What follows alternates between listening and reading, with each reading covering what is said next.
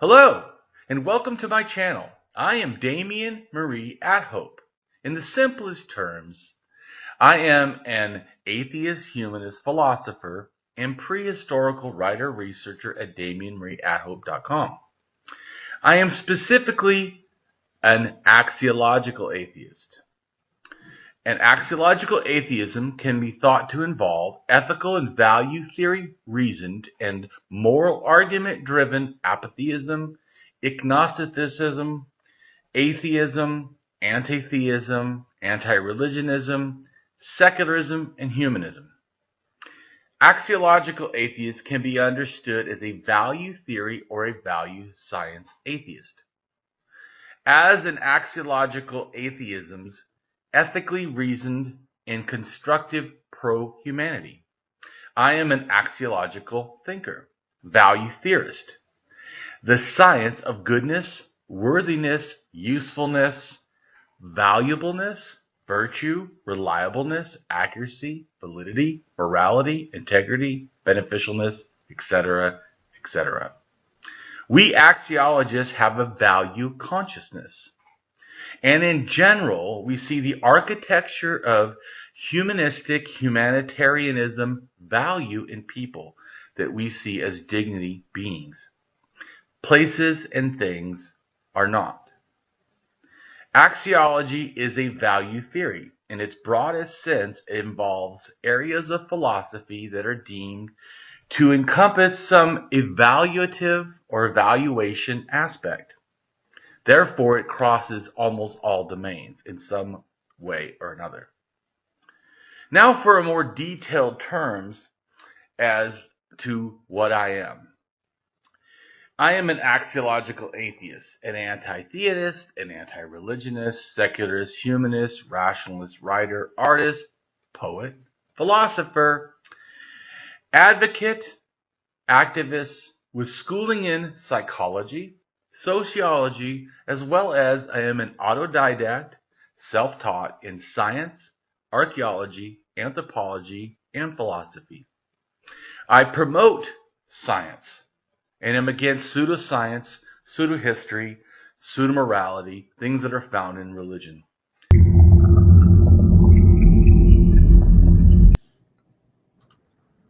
Hello. Hey, How's it going? doing good.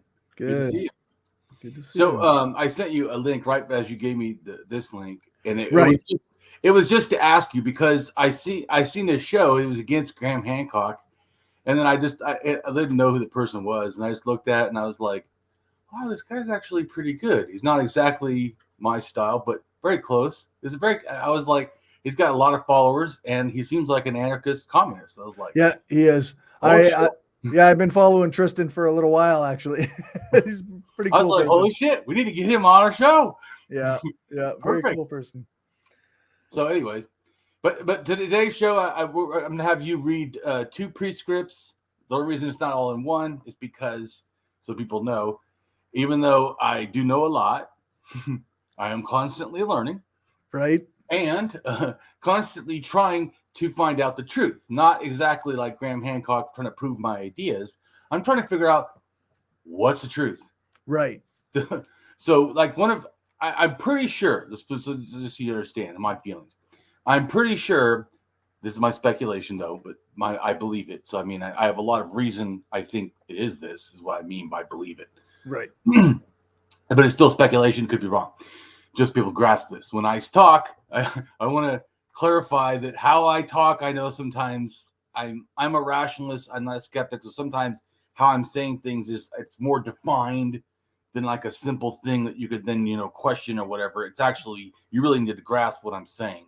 Right. To, in a sense, like, say you disagree or agree, because sometimes how I'm saying it is way more complicated.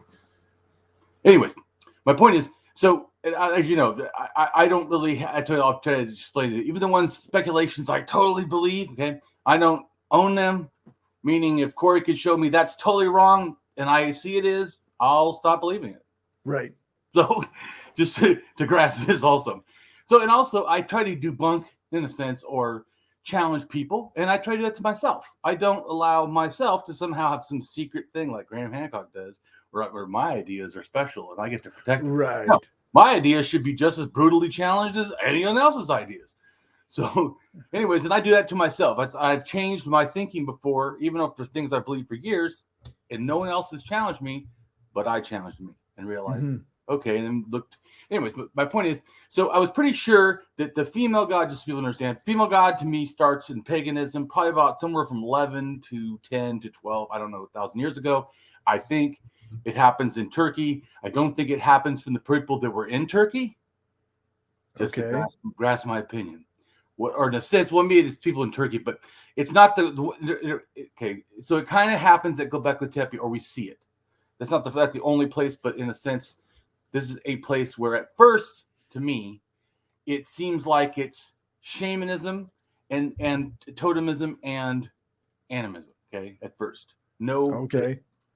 Then it starts to make leaders important and special figures, clan leaders, in a sense. So I think it starts going down the path of later gods. Okay, but I think the first thing it does to me is, besides having spirits, I do definitely think it had spirits and afterlife and whatever. But I think that at first it makes guardian animals deities. Okay. Guardian spirits, which are already in a sense in shamanism in a looser way. So it's an evolution to me of shamanism that eventually enough evolution becomes paganism. Okay, to me. Okay. So anyways, first it's animals, and then I think an outside group, not the same group DNA either, in a sense that relates directly to who built Göbekli Tepe. I think it comes from outside, from the Balkans and higher. Basically, I think it's the epigravitans come in, because gravitans make I maybe you don't remember or know, but we've talked about it before. Gravitans are like from 30,000 to 20,000, or I don't know. But then it becomes epigravitans, and they kind of continue. They're different, but they kind of continue these older ideas. These older ideas is where I think shamanism comes from, that then goes from Europe to Siberia, and then Siberia. So it's complicated about gravitans. I think the ideas start in Siberia or Russia, somewhere around there, and then shoot into Europe, form more solidify, like this, like the ideas of animism, and kind of turn into totemism. Okay. And shamanism, kind of like it's blending, and then maybe at 37, 8, not 40, maybe almost. And then as it goes to 30, gets into Europe, then they bury shamans. It really becomes shamanism thing. But it starts kind of, so it's always more complicated. And that's why I say I make it, and it's even more complicated than that. I'm right. I'm trying to do it really fast just to understand. So it's like all over the place. So understand that it's not like Graham Hancock's one culture to everything. This is fucking ridiculous. Shamanism isn't even that way to me. Right. So, or is paganism, because like I said, at first it kind of starts where these people come from Siberia and they go down and meet people in the Middle East, and they start doing, in a sense, mild agriculture, like proto-agriculture, probably the best way to say it, about 20,000 years ago. And then more of them came, or the same people continued to come or develop more. I'm not 100% sure on exactly what is up with that.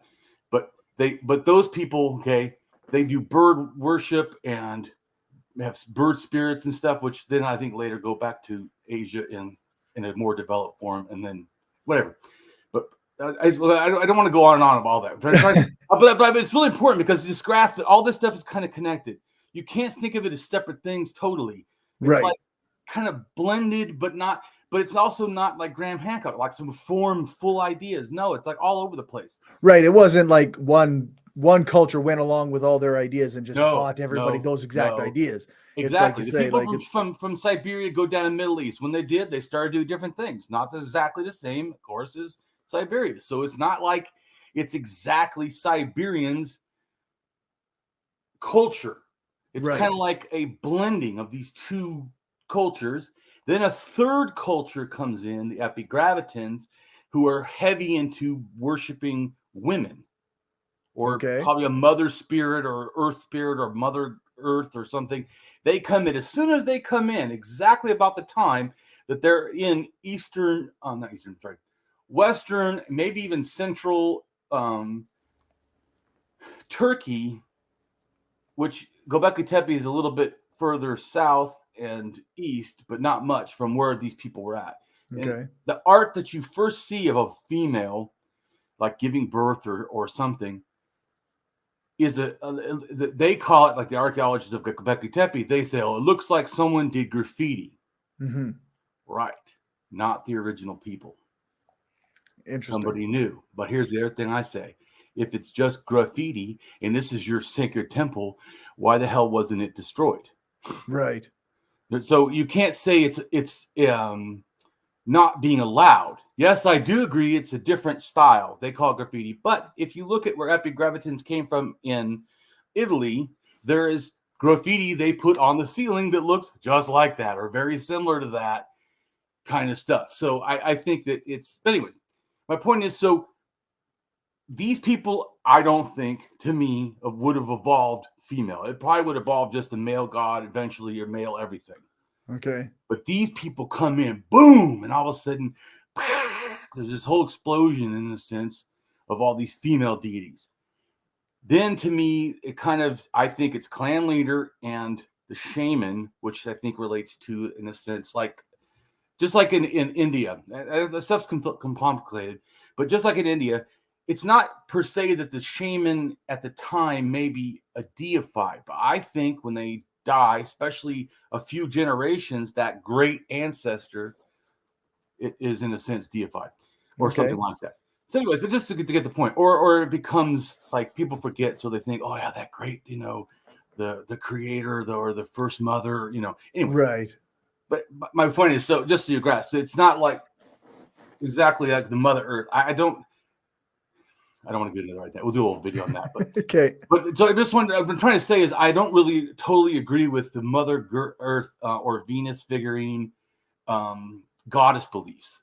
I don't. It's not to me that they're exactly wrong. I think they're not grasping what's going on, and I don't think it's as big a deal as they make it.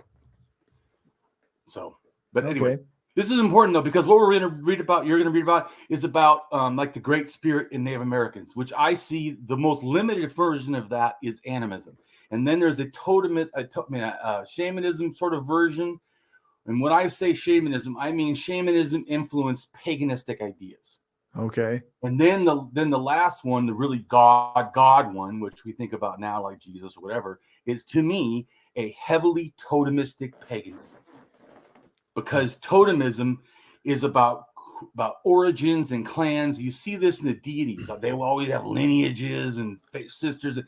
Very important who's who. And anyways, so I think that if you grasp that totemism has a lot to do with genealogy and stuff, then it does make sense.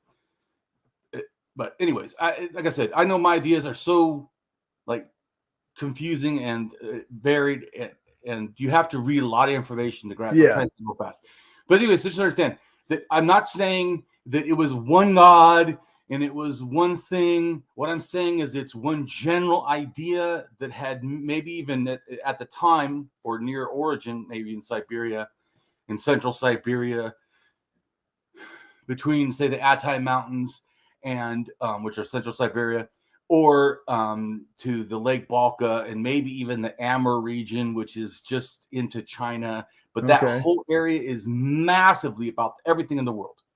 You need to understand this area. This area gives rise to, I think, well, let me try to say it correctly, the big mythic themes of all mythologies. Or not, most. Let's put it that way. Okay. Not all, but most. Or in some way then influenced the later, breaking off. So in other words, like, say Christian God is not this thing, say the Great Spirit, but a version. There it is. So it's more like that, but it's all over the place. Like I said, just like it's explaining how shamanism is kind of like all over the place and early paganism. Yeah, the gods are no different. It's a clusterfuck. Yeah. Just so people understand. So it's not simple. Corey's going to read stuff, and I'm trying to make it simple, but grasp it is way more complicated. Sorry. Go ahead and read. All right. So to Damien, I better blow this up. This is very small on my screen.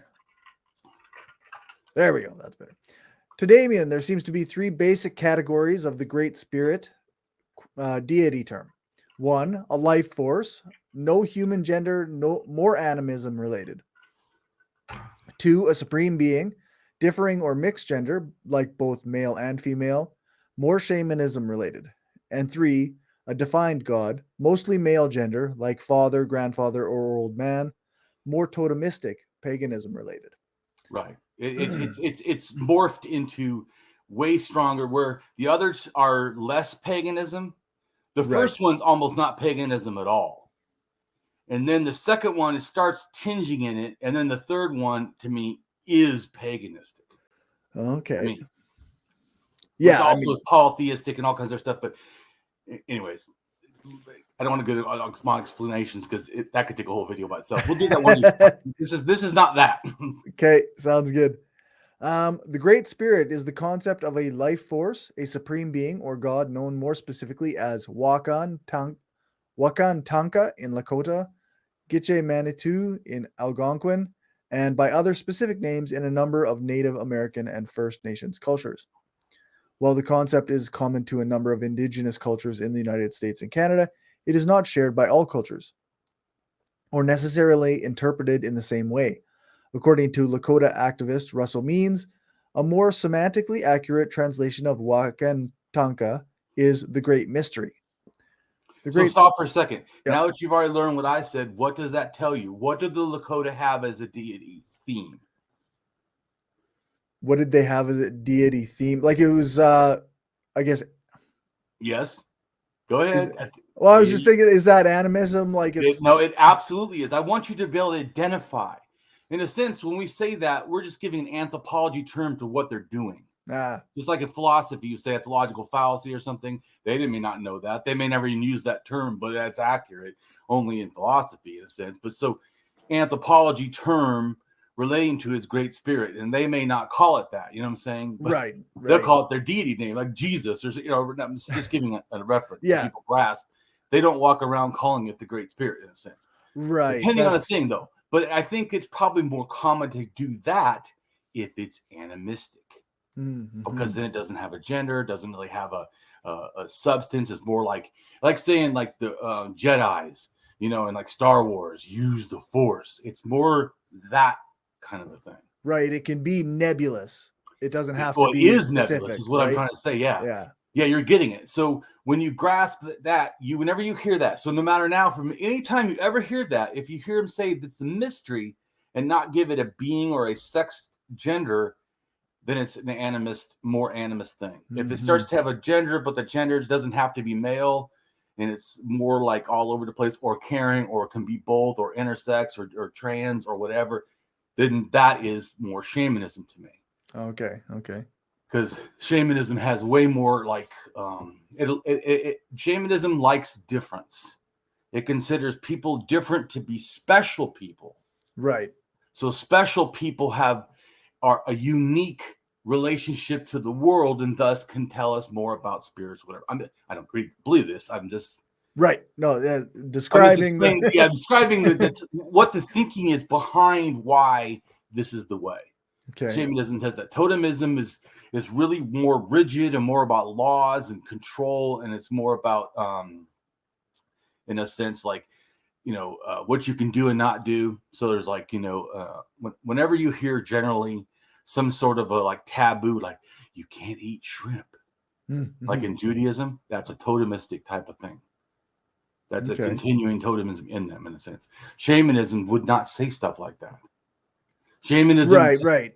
Yeah, I'm just trying to understand. So shamanism's goal is about healing. It's about balance. It's very sounds like an active participation of animism almost. Okay. Where animism, the world's doing it. You just have to kind of work with the world, and everything will kind of be okay. There's some tricksters or whatever, but you just kind of, it's almost like hippie-ish. But shamanism says, oh no, this one person can do a better job, whatever. And then totemism is a little bit different too, but okay. And also understand too that the deities did not come from animism. The deities did in a sense morph from sort of shamanism or totemism, but not when they were formed. Okay. because you're going to read 100% of indigenous or hunter-gatherer societies that are still, whatever, like 32 around the world, 100% animism. Right. But it's not 100% deities. Animism did not invent deities, is what I'm trying to suggest. Right. Shamanism is like 79%. But deities, the belief in them is only 39%, and only like 20 or 15% or something like that even worship them. Oh, okay. So you get that it's not connected, even though Right. it's influenced. To me it means is someone came with an outside idea of Great Spirit, of God, of whatever, and gave it to these people that pre-existing, I think, were, say, more animist, more shamanist. Right. Or So when then they adapted it sort of in their own kind of understanding, in a sense. Something like that. Or, yeah, I think I think I'm still doing research, but it's something I think like that. Just so you grasp that when I say it's shamanistic, I'm not saying that this is a shaman deity, in a sense. Like, right. Later, there are deities associated with shamanism, but also they always sound kind of like what I just said to you. They always match the pattern or something close to it. So when you see it not matching the pattern, even if they say they're shamanism, I guarantee if they're strong gods, then it's got totemism in it, heavy. Okay. It helps you grasp that. And to me, totemism is, like I said, can be warlike, can be, because it's more about us, and them. Right. Okay. Mentality, where shamanism is not as much like that. Anyways, but interesting. Just so you grasp like why the deities become a certain way. So if it's totemism connected, it's gonna, if it doesn't have to have deities, just understand, because it didn't come from that. But if they're added to that, it's going to be conceived a certain way because it's their worldview, whatever. Yeah, makes sense. All right. The Great Spirit has at times been conceptualized as an anthropomorphic celestial deity, a god of creation, history, and eternity, who also takes a personal interest in world affairs and might regularly intervene in the lives of human beings. Numerous individuals are held to have been speakers. By the way, just 1 point. When it says celestial, think sky deity. Because celestial is just bizarre. Why use that? Because if you look up in anthropology or the word on Wikipedia, whatever, sky deity, it'll explain all about. You're going to read about that too. But so the celestial, I don't like that word. Just throw that out. That's because it's making it more like confusing. It means sky deity. Okay, so it's a sky. So the Great Spirit is a sky deity. Just to help you grasp that. Well, that's today what I'm trying to help you understand, or everybody really, not just Corey particularly. Sure. No, it sounds good. Numerous individuals are held to have been quote unquote speakers for the Great Spirit, a person believed to serve as an earthly mediator responsible for facilitating communication between humans and the supernatural more generally. Such a speaker is generally considered to have an obligation to preserve the spiritual traditions of their respective lineage. The Great Spirit is two things. The speaker sounds like shamanism. The lineage part sounds like totemism. Right. It's kind of like a combination. Right. Well, that's what I was trying to say. You need to grasp that it's not simple, and these terms are like blended in religion. They may have originally had like a pure form, but they ain't like that now. Right. Yeah. It would make sense that as time goes, then things are going to be more blended, right? Right. So when people give simple answers like Graham Hancock, or even about religion, about how the origins of gods, yeah, it is not simple. Right. Yeah. The Great Spirit is looked to by spiritual leaders for guidance by individuals as well as communities at large. And then is the staff god, quote unquote staff god, oldest provable god in the Americas. The oldest known depiction of the staff god was found on some broken gourd fragments in a burial site in the Patilvaca River Valley, Norte Chico region, and carbon dated to 2250 BCE or 4,273 years ago. This makes it the oldest image of a god to be found in the Americas. Now, it doesn't actually mean it's the oldest deity. It's just the oldest representation that they're sure that's what it is. Just so people grasp this. Also, staff god to most Americans and Canadians and probably most people in the world. That sounds like some dumb bullshit. Not grasping. There are other deities, or I don't know if it's great spirits or just deities in general, because I can't remember now. But and I'm putting it together. I like this humongous Word doc. I'm going to make this blog of it once I grasp. I'm also going to draw a picture and put where I think the deities are, so that you can really look at me too, look at them and see. Oh, okay, and see patterns if there are some. Right. I do think there are, but that I don't know until, of course, I do it. But I am starting to get it. But anyway, so there's at least 3 deities I've heard by reading the beliefs of the native peoples. I can't remember off the top of my head because, like I said, I'm in the process of putting this together. It just so happens that this video is perfect to do that, because in the Mesopotamian one we're going to talk about, they mentioned sky god. And I'm like, oh, Corey has no clue what that is. Right. We're going to help change that day. But so I'm just saying, so I put this stuff together and I'm getting it. So, but there's already, to me, and they come from the north. One is in Canada, and then in the Americas in the north, like Pacific Coast, West, whatever. But west, along the coast, if I remember right. There's 3 types of staff deities. Of course, they only have one staff. That picture that has 2 staffs. But I think to call it a staff deity may be relating to these other ones that are from the north. One is an old woman, so it's a woman. Right away, it tells you it's probably not the totemism thing, right? Unless there's some other relation to other stuff to make it. But it itself is probably more shamanistic, because all shamans at one time were all women. Okay. Or I think intersex or trans or something like that. You cannot be, at least a long time ago. I don't think that they considered cis heterosexual men to be good shamans. Just saying, you're too normal in a sense, whatever, to them. Right. You need to be not normal. So you're a better. You got to be exceptional. Right, exceptional. Exactly right. Correct, because you are correct. Shamans did not see it as abnormal like as we would. They would see it like this is like a diamond, in a sense. Right, right. Exceptional. That great word. So thank you for helping. You get what I'm trying to say. That's shaman sees even like having a missing arm or can't walk or can't see or can't hear. Right. Special people. Yeah. Because then they can hear the other world. They can see, if they don't have eyes now, they can see the other world. Right. Anyways, I'm just saying, so when you hear that kind of stuff, it's shamanism, because they're the ones that really, it's more of like caring about any kind of difference, and it's more mothering. It's so in a lot of females, so it's got that thing. Anyways, so she holds a staff and the world spins on it. Oh, neat. Then there's the 2 other ones. One's, I think, a younger guy who has a staff that holds the world. Okay. Then there's an older man, and he also has in the world spinning. So I think that it could relate to that. I got to do more research, but I'm just saying that I don't think that it's a one-off. The staff deity is what I'm saying. Okay. Even though in Peru, there's clear evidence of it. Almost 5,000 years ago. Right.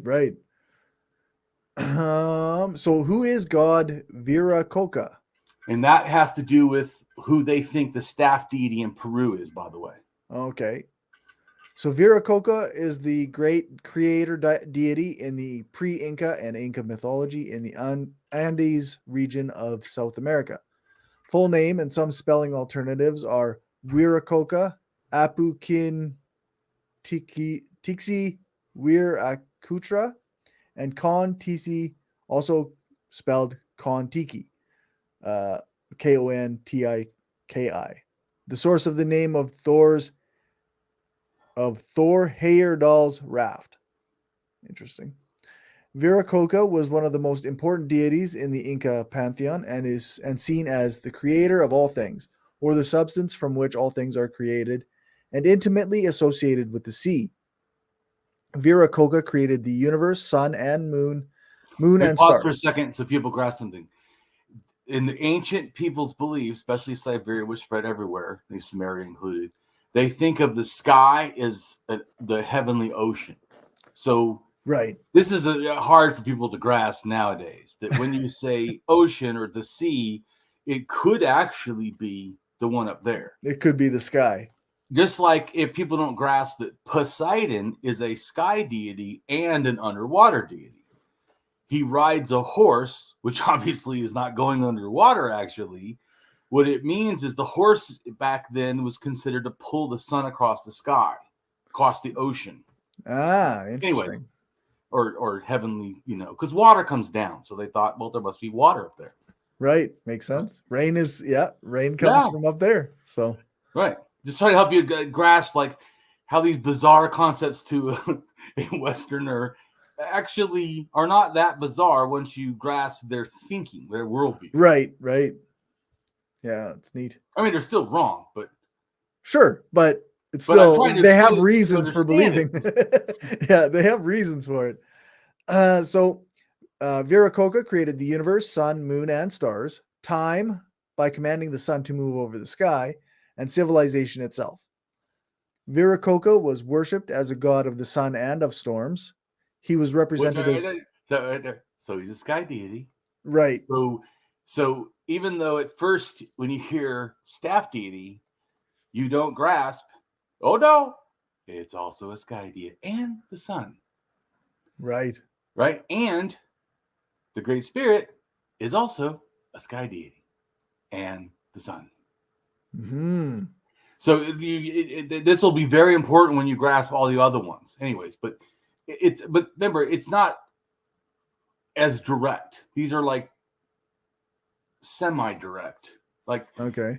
So like in other words, like later, like as in paganism itself, like one that wants to own paganism totally, they just go, this is Zeus.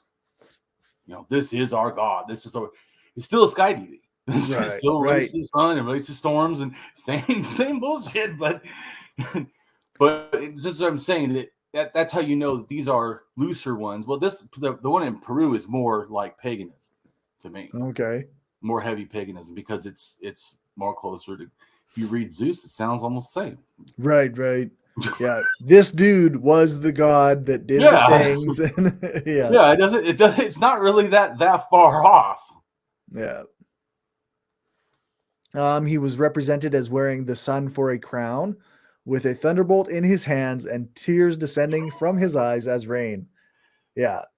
In accord with the Inca cosmogony, Viracocha may be assimilated to Saturn, the old god, the maker of time, or Dos Faber, god maker, corresponding to the visible planet with the longest revolution around the sun. So, in other words, relating back to why it's connected to the sun.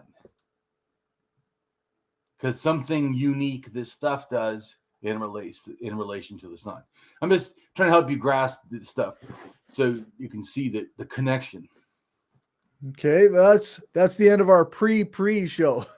Right. Now we're going to get to sky deities in general. That's just because I realized I needed to help you grasp that the earliest deity in the Americans actually is a sky deity that does have a relationship to the sun. Mm-hmm. And then that everybody thinks they know what the Great Spirit is, and you generally kind of don't.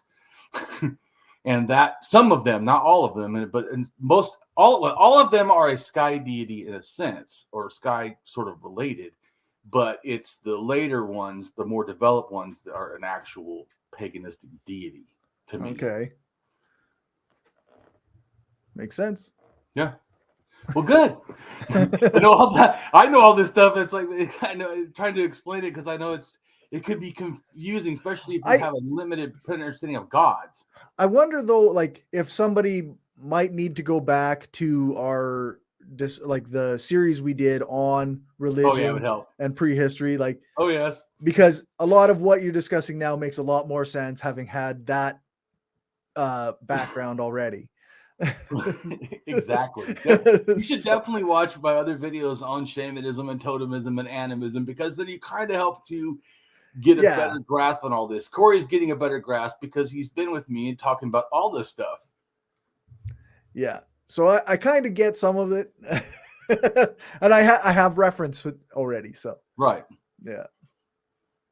So now To Damien, religion involves conspiracy theories of reality. A global sample of hunter-gatherers and 7 traits describing hunter-gatherer religiosity. I'm having trouble talking today. Animism. Well, just so people know, in our show, it's really an activism show. It's not. We're doing history, but it's really more about activism. So, or say anarchist socialism, or whatever. Sure. Yeah. Right. Right. Yeah. So, anyways, but I'm trying to grasp the theme. So, we address prehistory from that context to understand it, because these are different levels of oppression in society. Mhm. An animist has the least, in a sense, or generally the least oppression to the society. And then totemism is more, and shamanism can be less or the same as totemism, depends, because they're also blended.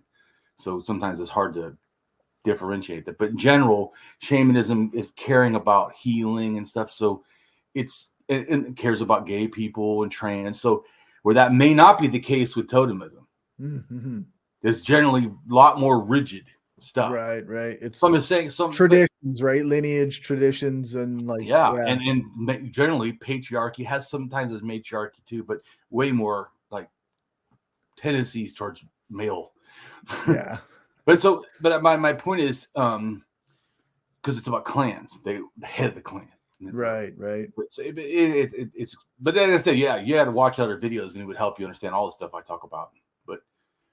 But yeah. So I'm wanting you to understand that what's going on, so you can, because once you grasp the stuff that we're talking about today, look with that glasses at all religion, look at that with glasses at all gods.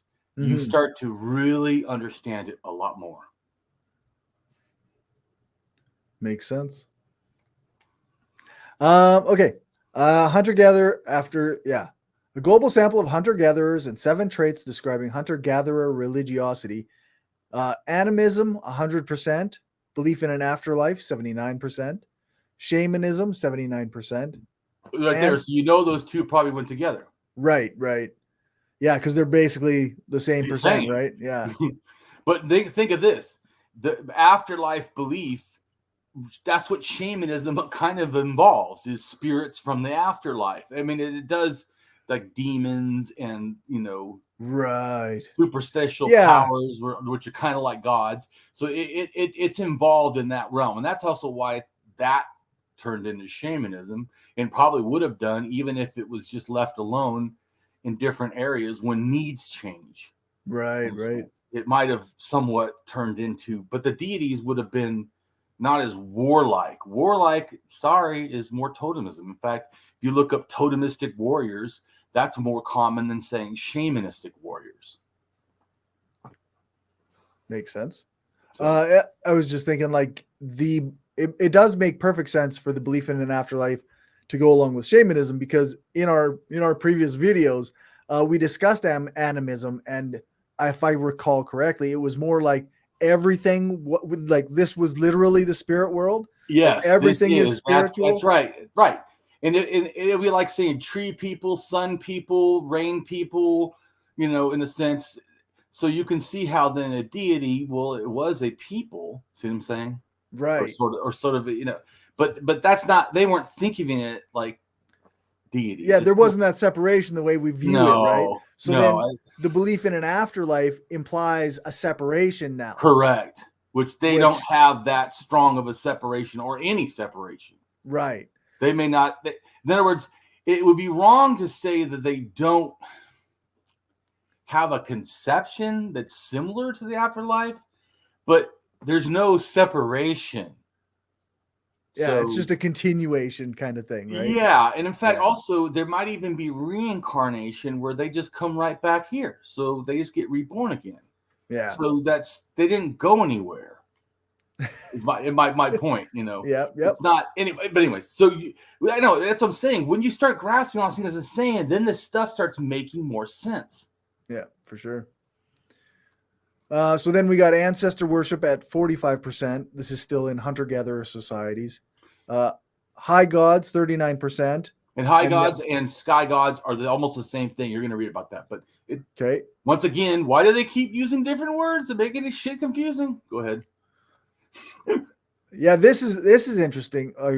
Odd. Ancestor worship is at 45%, but then it says after that, worship of ancestors at 24%. Is that right? So what they mean is more like an animistic, where they would say, like, I guess once again, if there's reincarnation, our ancestors do come back. So we still care about them in a sense because we don't know where they're at or what they're doing. But they, in other words, it's almost like that in the fact that they didn't die. They don't disappear. In other words, like I'm saying, it's not exactly to say they're ghosts, but they didn't really leave, sort of. Okay. Yeah. And then it's got high gods again, but now it's at 15%. But that's belief in. That means like that they worship them. It shows that hunter-gatherers do not worship high gods. This is an important factor to grasp. Yeah. Because that means they didn't invent them. Right. It was forced onto them. 39% might think that high gods exist. Correct. They don't worship them. Only 15% worship. That's most important to me. So if you say, well, is the Great Spirit real to them? And they're like, well, yeah, sure, yes. Well, is it real to you? Well, not to me, but to other people, yeah, I think it is, or something. But they say, do you worship? Oh, no, I worship that. I live my life. I do my things. Yeah, no. That's what I'm trying to say is, so you see, since if you put the two things together, animism is 100%, but worship of gods is 15%. So do you think that animism spread gods? No. Did totemism spread gods? No. Because totemism, I think it's like 80-something%, 85 or something. It's not on there. They didn't test it. But my own research, I went and looked it up. It took me like, I don't know, 15 days or something. 2 weeks, some shit. To try and put some numbers together. But because I had to go look up all the cultures. I had to look at 35 cultures and find out what they believe and then start thinking about it and put it in a category. They don't all have pure totemism, but they all have some aspect of, except animists in Africa. Animists in Central Africa sound like animism. Right. Interesting. Pure animism, or whatever I would call, or non-heavily influenced animals. We'll put it that way. Right. They don't have sound like they have mild influence. The Hazai people sound like they have almost no influence. Interesting. Yeah, that's cool. Okay. High God, also called sky god in anthropology and the history of religion, a type of supreme deity found among many non-literate peoples of North and South America. You should just take that out, because even though I left it in there just to show you, I would never say that bullshit statement. To me, sky gods are around the world. So what the fuck are you talking about? Yeah. It sounds off, but when you read it, you're like, that isn't that like a judgment? A value judgment? It does seem to be like a type of supreme deity found among these primitives. Well, that's what to me, which is wrong because, well, it's wrong. Period. Let's just make it simple. But let's not make it confusing for people listening. Yeah. I 100% disagree with that. Okay, great. Now move on. Now it is also in the Proto-Indo-European, which has to do with Nordic and Germanic and all that. So you saying those are all the primitive peoples? It also is in the Greeks. The Greeks have the same thing. So do the Sumerians. Didn't you say the Sumerians are the cradle of civilization? All Mesopotamians have it. Are they also, these non-literate peoples? Non-literate people? How about Rome? Well, let's go to Rome. Had language. It spread. They thought was great. High culture, Western values. Guess what? High gods. When you go to the Christians and the Canaanites and the Egyptians, more literate people, but high gods. Yeah. Fuck that bigoted bullshit. Yeah, for sure. So I left that just so I can complain. Nope, perfect. So the adjective high is primarily a locative term. A high god is conceived of as being utterly transcendent, removed from the world that he created. A high god is high in the sense that he lives or is identified with the only problem I have once again with that is it's not always a he, which we already talked about. Right. Yeah. So once again, there's some more fucking bigotry because there are female like Inanna for the Mesopotamians is a high goddess. Right. So fuck that sexist bullshit of only limiting it. I agree, most are a sky father. Right.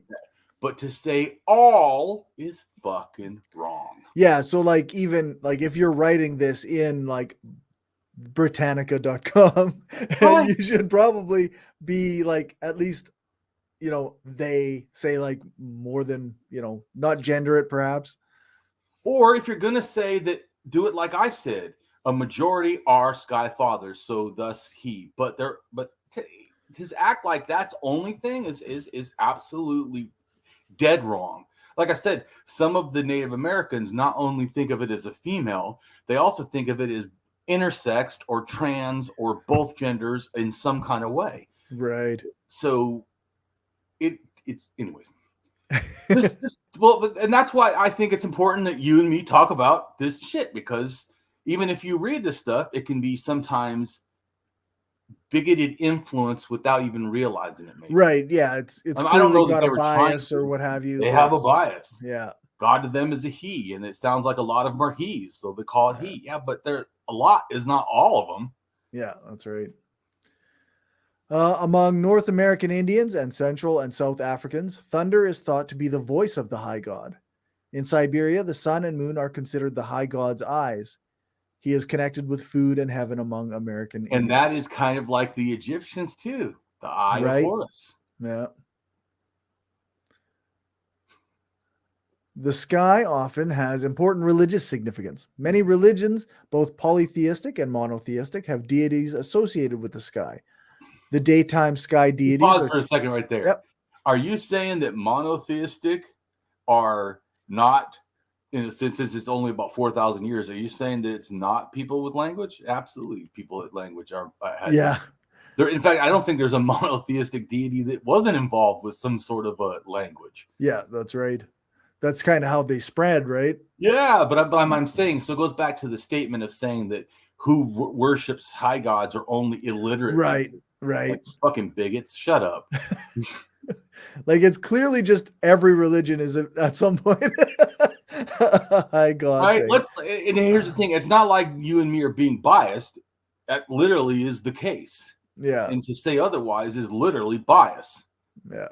Exactly. The daytime sky deities are typically distinct from the nighttime ones, such as separating the category of sky god from that of star god. Daytime gods and nighttime gods are frequently deities of an upper world or celestial world opposed to the earth and a netherworld. Gods of the underworld are sometimes called chthonic deities. I don't know what that means. Sorry. Yeah. That's something I haven't researched yet. Sure. Any masculine sky god is also king of the gods.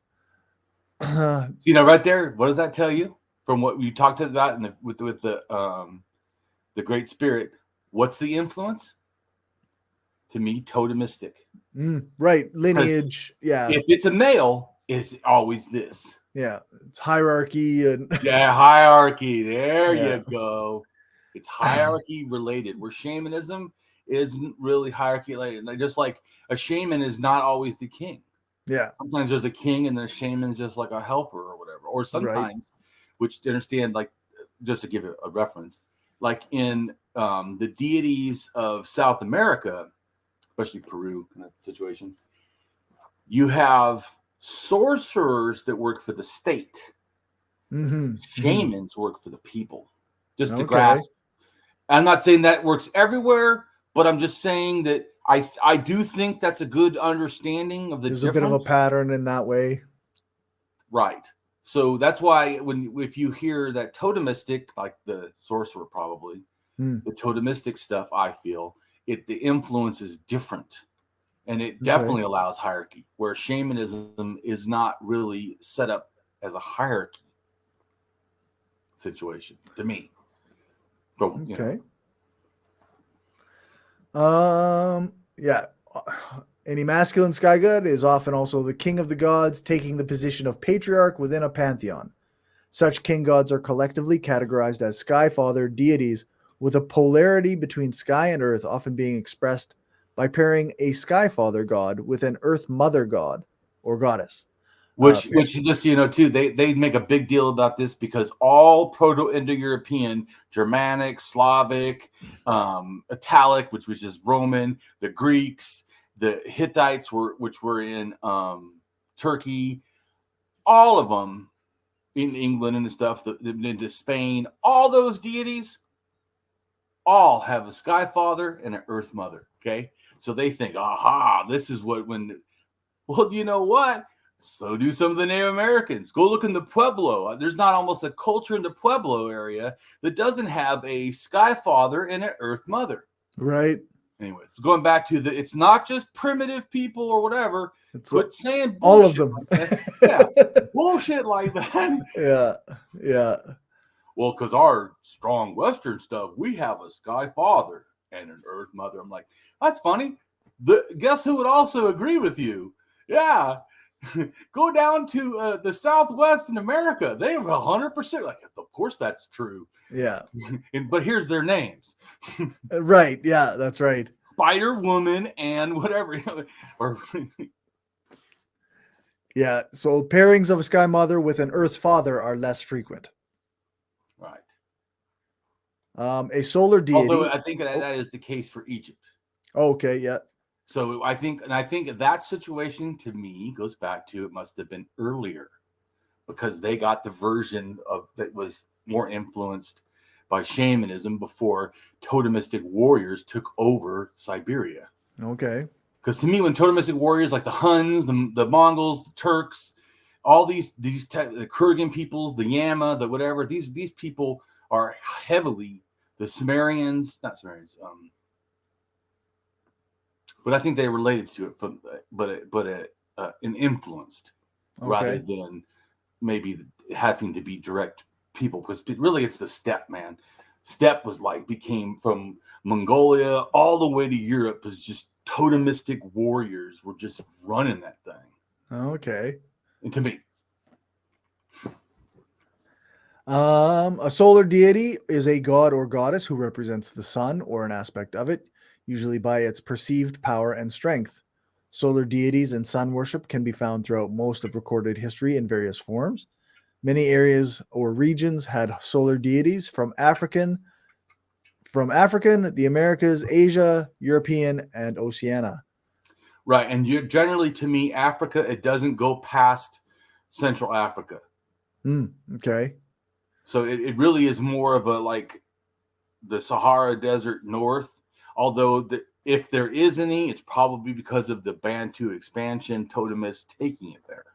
Okay. They went from West Africa, right where Africa kind of like bends like this, right up in there. They come from here, they go to east, they go all the way and become the South Africa. The Zulu in South Africa are actually originally related, both religion and language and DNA, with the people up there. Interesting. It's called the Bantu expansion. Happened from 5,000 to 3,000 or 5,000 to 2,000 years ago, something like that. So that's what people have said to me before. Well, Damien, there's totemism all over Africa.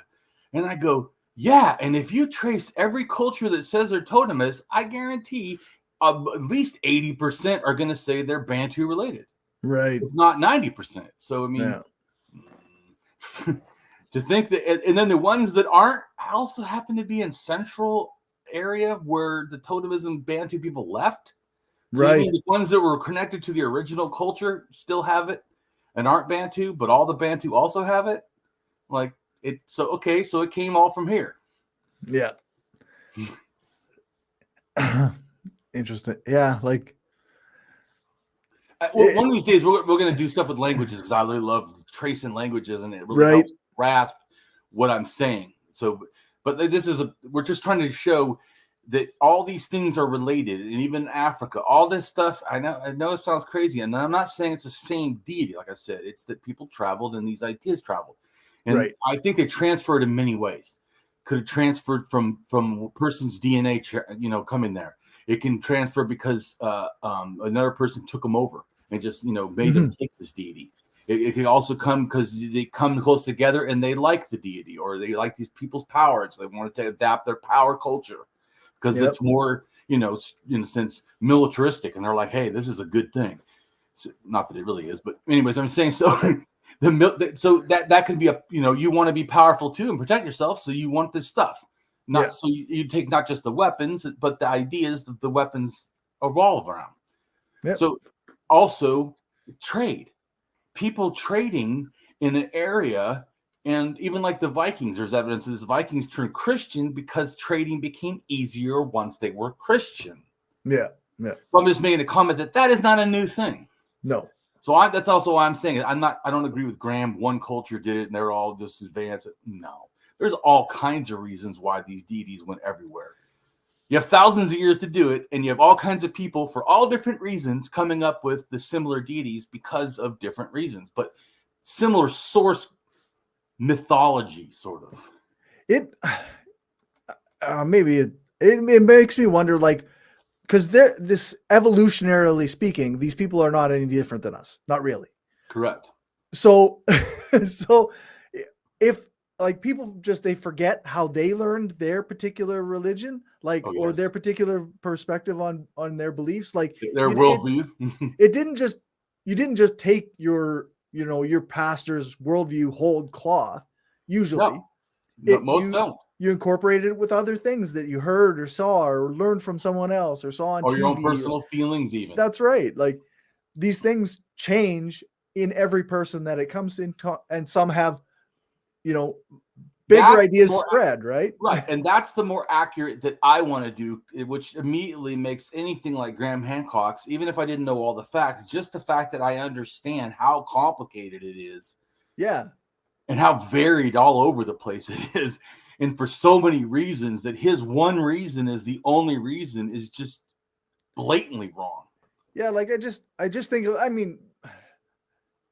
like the comedy sketch where like this guy's buying pots from this other guy and he says, "Oh, I believe in such and such God," and the other guy's like, "Oh, well, I believe in this." "Oh, really? How do you what does that God believe do?" And like, so they have a conversation and they each incorporate the other person's beliefs a little bit in one way or another.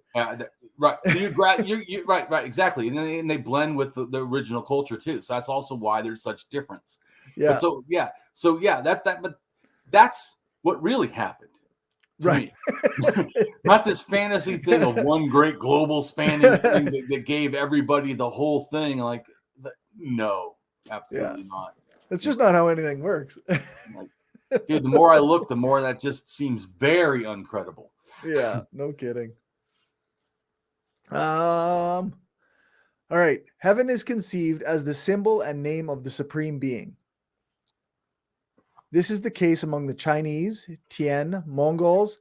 By the power of eternal heaven, heaven has commanded me. These are in brackets like this.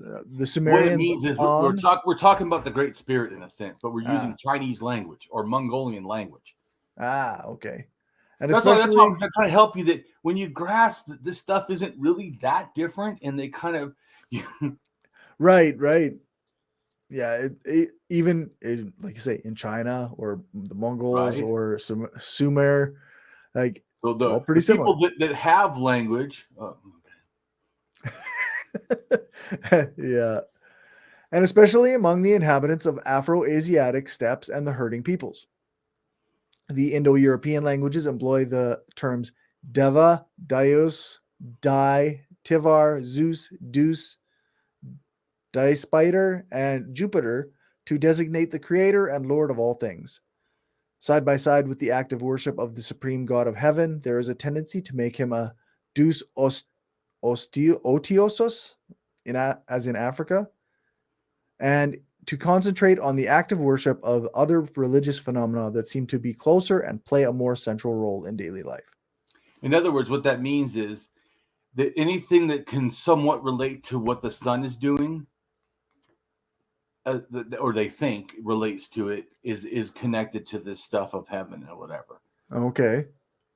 So like stars and stuff is still kind of, or it could be like you said, Saturn goes around, so it does something weird with the sun. Okay, well that's a special thing. Mm-hmm. The grasp with Okay. So once again, heaven, celestial, sky, high. This is all sort of this, great spirit. Oh, it's all sort of the same thing. It's all related in one way or another. In comparative Quit making it confusing. Yeah. In comparative mythology, Skyfather is a term for a recurring concept in polytheistic religions of a sky god who is addressed as a quote-unquote father, often the father of a pantheon, and it is often either a reigning or former king of the gods. The concept of Skyfather may also be taken to include sun gods with similar characteristics, such as Ra. The concept is complementary to an Earth Mother. But you keep hearing the similar stuff, right? Yeah. Skyfather is a direct translation of the Vedic Dyaspita etymologically descended from the same Proto-Indo-European deity name as the Greek Zeus Pater and Roman Jupiter and Germanic Tyr with an I, Tyr with a Y, or Tuas, all of which are reflexes of the same Proto-Indo-European deity's name, Dias Feeder. While there are numerous parallels adduced from outside the Indo-European mythology, there are exceptions. For example, in Egyptian mythology, Nut is the Sky Mother and Geb is the Earth Father. But you can hear that this theme is still similar. Yeah. They're just that like I said, that tells me it's probably older and probably more shamanism, less totemism when that got transferred, or maybe it was transferred, but they didn't like it. Like, well, that sounds pretty great, but actually we have a Sky Mother. Right. So we'll just make the Earth Father then, Sure, thing. sounds good. Yeah. We like your God. We'll just put it here. Well, if you understand when the unification supposedly of Egypt was also the unification of both the southern and the northern realms, which had different sky deities or deities in general, Earth or whatever, or other ones that were connected to a lot of times to towns or to peoples.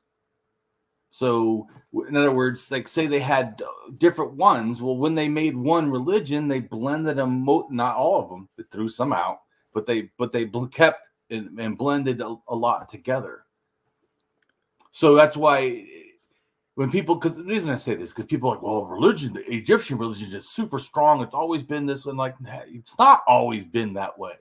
Right. So, first off, their culture didn't change in 4,000 years. Yes, it the fuck did.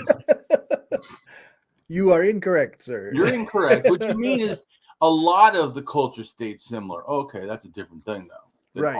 Once again. Yeah. And then our final thing here on this part of the pre-show is a list of Skyfather gods from various regions. I want you to read it though, because no one will grasp how many there are unless all you right. read. And just so you'll know, I don't care if Corey gets the names right or whatever. That's like I said, that's not the goal of this show, is to be like some pristine historical show. It's to show, like I said, we're relating to all these different levels, like animism, totemism, shamanism, in a sense, have different ways that they project their stratification of hierarchy onto society. Right. So it really does matter. And it also, especially as anarchists, accepting that indigenous people can have beliefs, it's important to grasp what we're being okay with.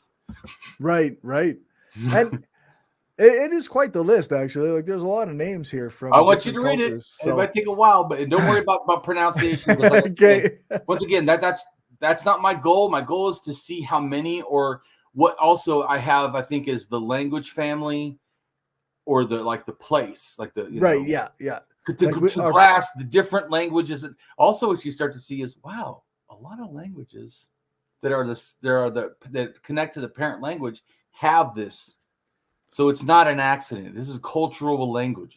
Right. Like there's some that sound or look very similar based on their relation. And if you language. read them, they're like same language. You're like, holy shit. So go ahead and read them. All right. So Horus is the Egyptian. Then we got Tengri from Turkic or Mongolic.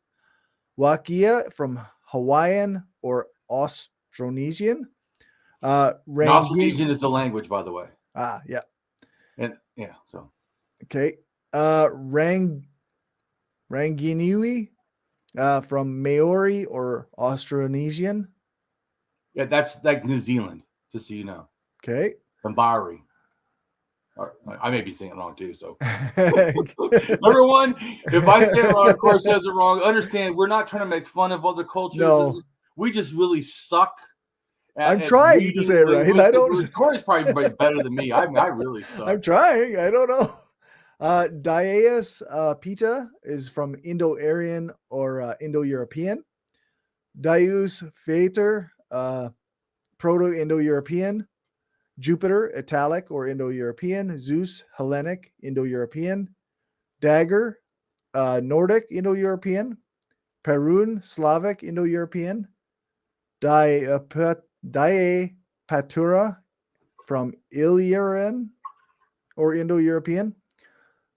Zodz from Albanian or Indo-European. Perkunus, Baltic, Indo-European. Tyr, Germanic, Indo-European. Bochica, Musica, Colombia, or Native American. Shangdi, China, Sino-Tibetan. Tian, China, Sino-Tibetan. Right, And so or you see how language families do go with deities. So it's right, cultural. eh? It's cultural. That's what I'm trying to help you understand. Yeah. An or Anu from Sumerian, Assyrian, Babylonian. Uko from Finnish, Uralic. Tevesa, Uralic, or Ursia from Basque or Vasconic. That's the end of our list. Right. But you see that a lot of those are not one-offs. So what I'm trying to say is like a lot of people are like, oh, that's just, they made their own culture. I'm like, did you really study? Because that's not really accurate to me. That's not how I see it. Mm-hmm. Yeah, it seems like they're all obviously related in one way or another. They share the same language. Yeah. And yet they have a similar deity. Or they have like the same root language, like you say, like Indo-European is like correct. All over the place, right? Right. So right. So one of the biggest. But they're also Uralic and also Sinto-Tibetan, but a lesser amount. But what I'm still saying is these are still relating to the thing. Yeah. There's actually more Native American. They only list one in the Wikipedia, but I know there's more. Right. Plus, like I said, they don't grasp how actually Great Spirit, really, depending on who's saying it, is a sky god and is a sometimes even father god and even as an earth mother. So, yeah. I think of Navajo. Okay. I think is one of the ones that, and Navajo is Nadane. And Nadane connects at least 7,000 or so years ago over to Siberia, to the Yinsen language. Now the only people left is the Ket, who they consider one of the pristine shaman cultures, although that now there is no one because of fucking Russians. There is not anyone who, as far as I know, is an original speaker that does shaman, but I could be wrong. But I know that it was heavily oppressed, like all the shamanism was outlawed by Russians because they considered it to be like evil and whatever, and barbaric and primitive and superstitious and not science or whatever. Which it goes back to like my thinking. I don't believe that the stuff is correct. I do not also agree, because I'm an anarchist, I guess maybe. I don't agree with forcing fucking people to my will. Right. Even if I think I'm right. You're wrong. It doesn't mean that I would have labor camps to make sure people aren't shamans anymore. In fact, I'd be the one on the outside going, what the fuck? Let them out. Yeah, that's right. So, and as you know, I don't even fuck around. I am an anti-religionist. I absolutely oppose religion because of a whole bunch of things. Because besides the lies, is for our show especially, It's because the hierarchy shit that goes with it. Yeah. Like the really hierarchical totemistic ones up in the Pacific coast of Canada. There's ones that have slavery, or had now currently, obviously. Right. But my point is, I certainly would not be okay if they started doing that again. This goes back to I'm not a cultural relativist. I do believe they have the right to practice, absolutely. And everything outside of them, raping and kidnapping and murdering people, I'm okay with, in a sense, Right. Yeah. If you're not imposing your will onto other people, then fine. Yeah. You're good. that part, yeah. If you brought that back, yeah, I would fucking fight against that. Yeah. Yeah. That's right. Nope. But I doubt they would do that. I'm just making a comment that it goes back to that I do support their culture if it's a culture, not some hierarchy oppression of people that absolutely don't want to be involved in it. Yeah, exactly. Yeah, never. I'm going to be okay with that. I don't care if you call yourself an anarchist, you do that, or the people call them socialists. I'm going to go and kill everybody who's a non-socialist or a right. Yeah, like often when you talk to certain people online, they will say, well, if you don't follow our rules or what have you, then you'll go to the gulag or you'll get the wall, they say. I'm against that. Yeah, well, and I'm even against of like indoctrination camps of forcing people quote unquote re-education camps. Well, even if they're trying to make someone an anarchist socialist, I would like that. You don't understand either of those terms to me. Yeah, like it's the kind of thing that you get freely, right? Yeah, like what the hell? Yeah, especially anarchists. What the fuck are you doing? Seriously, what's it? Yeah. But so just want to make my 2 cents about that because I think it's a big deal. I even though I'm an anti-religionist, I absolutely oppose any atheist or anybody who wants to force religion on people or force atheism on people or force people to believe what they want. Like I think that Graham Hancock is a bunch of horseshit, but I certainly would not have indoctrination camps to stop people from believing in Graham Hancock's crap or whatever. It's just anyway, similar to me. It's just an ethics. Yeah, I mean, ideally, we wouldn't have a system that like props up that kind of misinformation, right? Well, yeah. so then you could have competing ideas, and if one set of ideas is backed by evidence and reason and good thinking, then the other one will be discarded just because it's clearly false. True, but if people still choose the one that should be discarded, I, as an anarchist, am not okay with forcing them. No, that's right. Absolutely. So I just wanted to clarify the thing. So yeah, we're on the same page.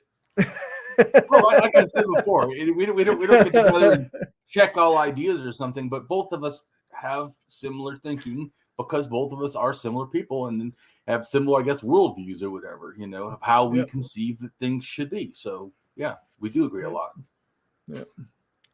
Well, do you want to go with our intro video for the correct what we're doing, and then correct now that we've done the sky deities, which is important because we're going to later talk about them in this video or whatever the information. So, but now we'll know, everybody will be somewhat on the same page as Damien, that this is what that means. Right. All right. By around 7,000 to 6,000 BC. People began to move south along the Tigris and Euphrates rivers to what were by then the fertile floodplains of Mesopotamia, specifically in the land that today makes up most of Iraq and parts of northern Syria. Mesopotamia, which means land between rivers, is the Greek name for the area, and it's here that early farms began to really take root on a much larger scale.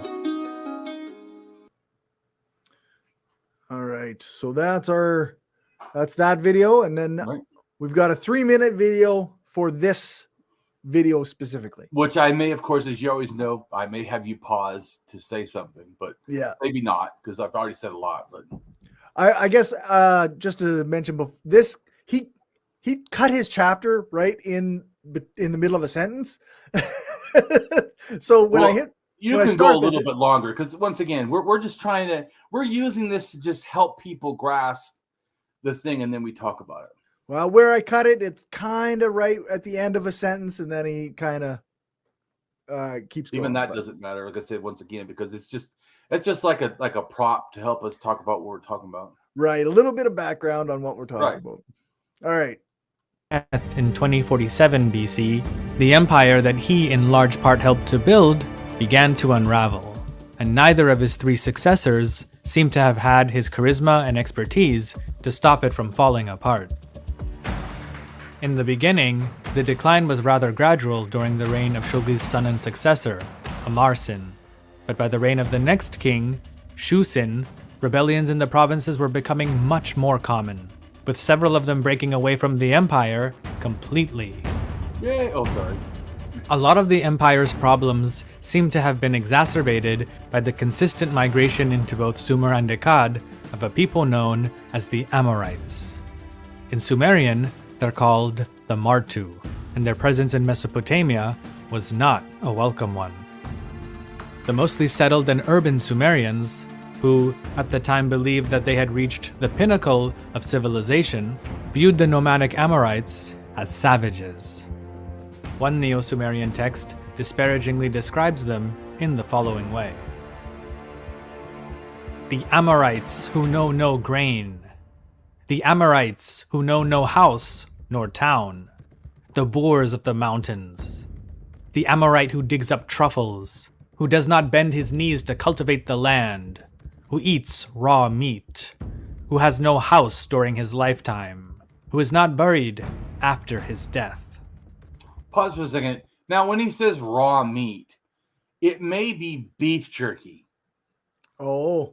It may not actually be raw. Not. Do you know what I'm saying? Yeah. In other words, he's not eating fresh meat for sure. That they are or whatever. They can keep the animal right where they're at, and then as soon as they're sedentary, they want to make some food. They just kill the animal right then, raw meat, cook it, boom, done. Great. Where these people are migrating all over the place, so they don't really store food. They dry it and then carry it with them. Right. I don't know that's exactly the thing. I'm just saying that because of their behaviors and stuff, I could see that being a simple explanation. But they're making it sound worse than it or something, you know. Yeah, like this is bigotry written down, right? Like there you go. See, once again, we need Corey's assessment. Anti-Amorite bigotry. From right, it totally is. So they're not saying it from the thing of thinking about it in a fair and even-handed way. Yeah, exactly. They're like, fuck those Amorites. They don't eat grain. They don't have a house. They're just a bunch of savages, whatever. Right. And truffles are something that humans really don't find, but boars do. Right. Yeah. Calls them the boars of the mountains. So they're saying that in other words, what that also tells you is that meat they eat, which can't be raw, is probably pork. Right. Yeah. Or they're calling them pigs is what they are. What's that? They're calling them pigs. Right. Exactly. See, you're getting it. How disgusting those pigs, those ones that eat truffles, the things that you can only find with pigs. Yeah, that's right. Rude. Yeah. Those repeal. Actually, I think dogs may be able to find it a little bit, but I think pigs are better. Yeah, I mean that's the pop culture reference that I have in my head is that pigs find truffles. Right. So I'm not saying that I have a deep thing of what truffles are either, but I'm just saying that I'm trying to give context that the way they're saying it, I think it's implying things that in a bigoted way that probably. Yeah. So they were hurting in a sense, maybe boars, or they had at least one or a few boars that they would carry with them or bring with them because obviously who else is finding the truffles? Yeah, that's right. It seems unlikely that these people that they were eating raw meat to me. Like, it seems very clear that this is just an attempt to like be like these are awful people. We don't like them. Yes, I absolutely agree. Like the Akkadians, the Amorites were also a Semitic-speaking people, but from further west, specifically the Levant. They had been migrating into central and southern. They came from probably Syria. Okay. Or southern, just the southern end of Turkey near where the earthquake just happened. So. Okay. somewhere over there. And they also, of course, then made, or I shouldn't say made, it's probably the wrong word. The Canaanite religion is very related to the Amorite religion and themes. And thus, since the Christians and the Jews before them took stuff from the Canaanites, they're taking stuff really from the Amorites. Yeah, it's very related. You get what I'm saying? Yeah. Southern Mesopotamia since at least the reign of Shulgi, who ordered what's believed to have been history's first real border wall to be constructed as a means of keeping them out of Sumerian territory. It didn't work, and by the reign of the third Sorry, walls don't work. You can't build a wall along your whole border and just expect people to stay out. Exactly. It was stupid back then. It didn't work.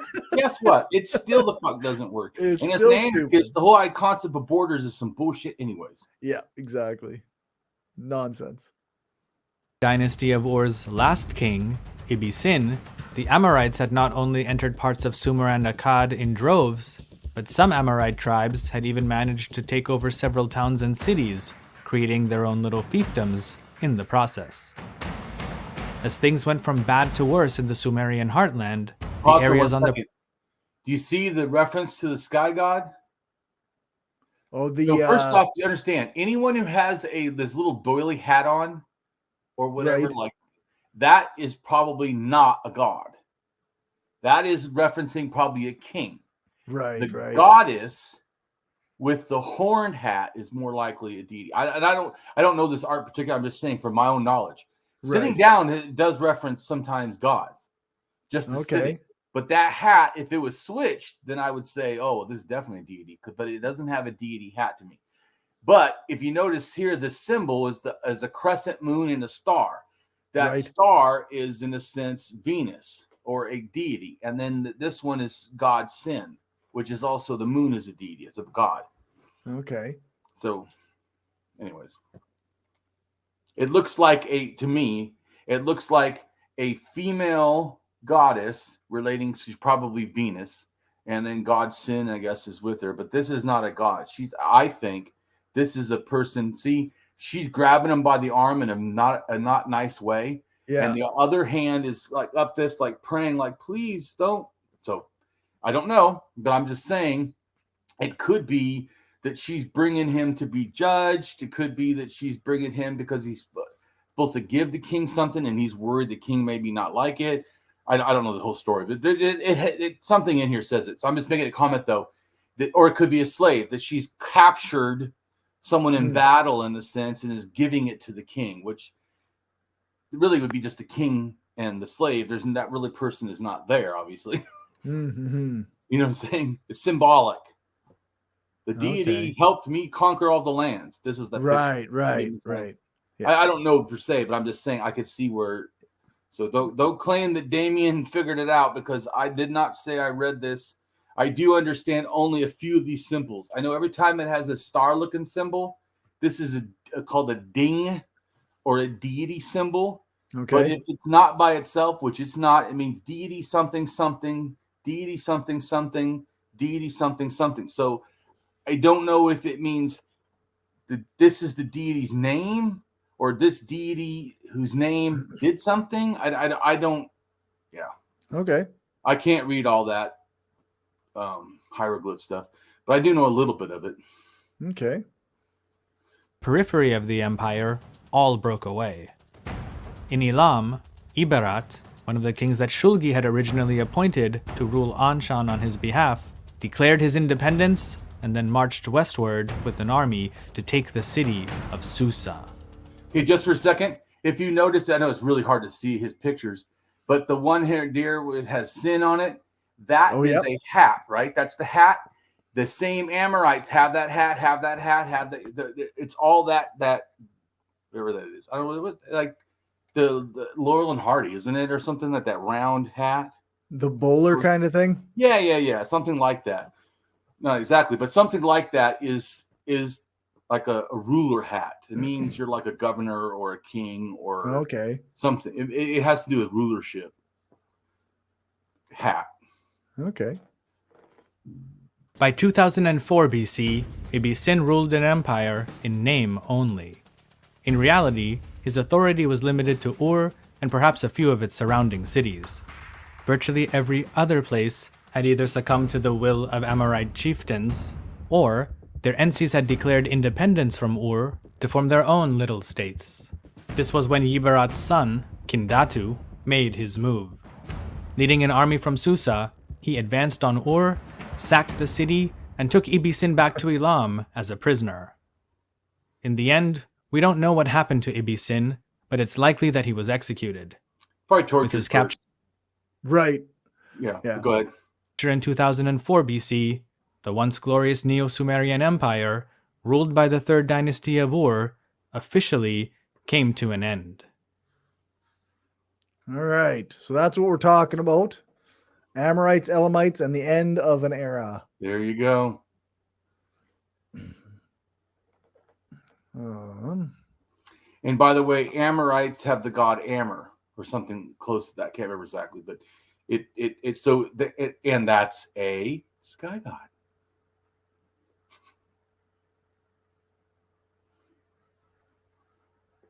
There we go. All right. So the Amurru Kingdom. Amurru was an Amorite kingdom established 2000 BCE or 4023 years ago in a region spanning present-day western and northwestern Syria and northern Lebanon. The inhabitants spoke the Amorite language, an extinct early northwest Semitic language, classified as a westernmost or Amorite-specific dialect of Ugaritic. The kingdom and its people were synonymous with their god Amurru, also known as Martu, a storm and weather deity, Right. and patron god of the unknown Mesopotamian city of Ninab, titled as Belsadeh, and sometimes compared to the Canaanite and Mesopotamian god Hadad Iskur. The first documented leader of Amurru was Abid Ashurta, 14th century BCE or 3,423 years ago, under whose leadership Amurru was part of the Egyptian Empire. His son Eziru made contact with the Hittite king Supilulima I, and eventually defected to the Hittites. The Amurru kingdom was destroyed around 1200 BCE or 3,223 years ago. The Amorites were an ancient northwestern Semitic-speaking people from the Levant, who also occupied large parts of southern Mesopotamia from the 21st century BCE or 4,123 years ago to the end of the 17th century BCE or 3,723 years ago, where they established several prominent city-states in existing locations such as Izin, Larsa, and later notably Babylon, which was raised from a small town to an independent state and a major city. The term Amurru in Akkadian and Sumerian texts refers to the Amorites, their principal deity, and an Amorite kingdom. The Amorites were also mentioned in the Bible as inhabitants of Canaan, both before and after the conquest of the land under Joshua. The origin of the Amorites. In the earliest Sumerian sources concerning the Amorites, beginning around 2400 BCE or 4,423 years ago, the land of the Amorites, the Martu land, is associated not with Mesopotamia, but with the lands to the west of the Euphrates, including Canaan, what was to become Syria by the 3rd century BCE, or 2,323 years ago, then known as the land of the Amurru, and later as Aram and Ibr-Nari. They appear as an uncivilized and nomadic people in the early Mesopotamian writings from Sumer, Akkad, and Assyria, to the west of the Euphrates. The ethnic terms... and so people understand, I don't like when people say civilized, uncivilized. Yeah. So I just want to make that point that in general, I don't Yeah. like when I do write my book, which I will start doing once I figure out more stuff, and I'm also just getting going. but after moving, and painting and everything. For sure. But I will not use shit like that because to me, civilized is you take care of your people. You do take care of your people, that's civilized. Uncivilized people let people die in the streets. Oh yeah, like America. Okay, so we're uncivilized. Yeah, that's right. That's my opinion. So it civilized is a behavior to me. Yeah. Not what deity you fucking believe or don't. Yeah, or what technology you have or don't. Yeah, don't. That doesn't, for me, means nothing. The ethnic terms Martu or Westerners, Amaru, suggested in 2007 to be derived from Abaru or pasture, and Amor were used for them in Sumerian, Akkadian, and ancient Egyptian, respectively.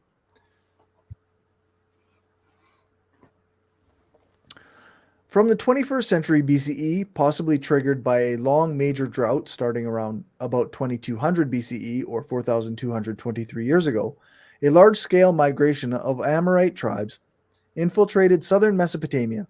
They were one of the instruments of the downfall of the third dynasty of Ur. And Amorite dynasties not only usurped the long extant native city-states such as Isin, Larsa, Eshnuna, that's what it is, and Kish, but also established new ones, the most famous of which was to become Babylon.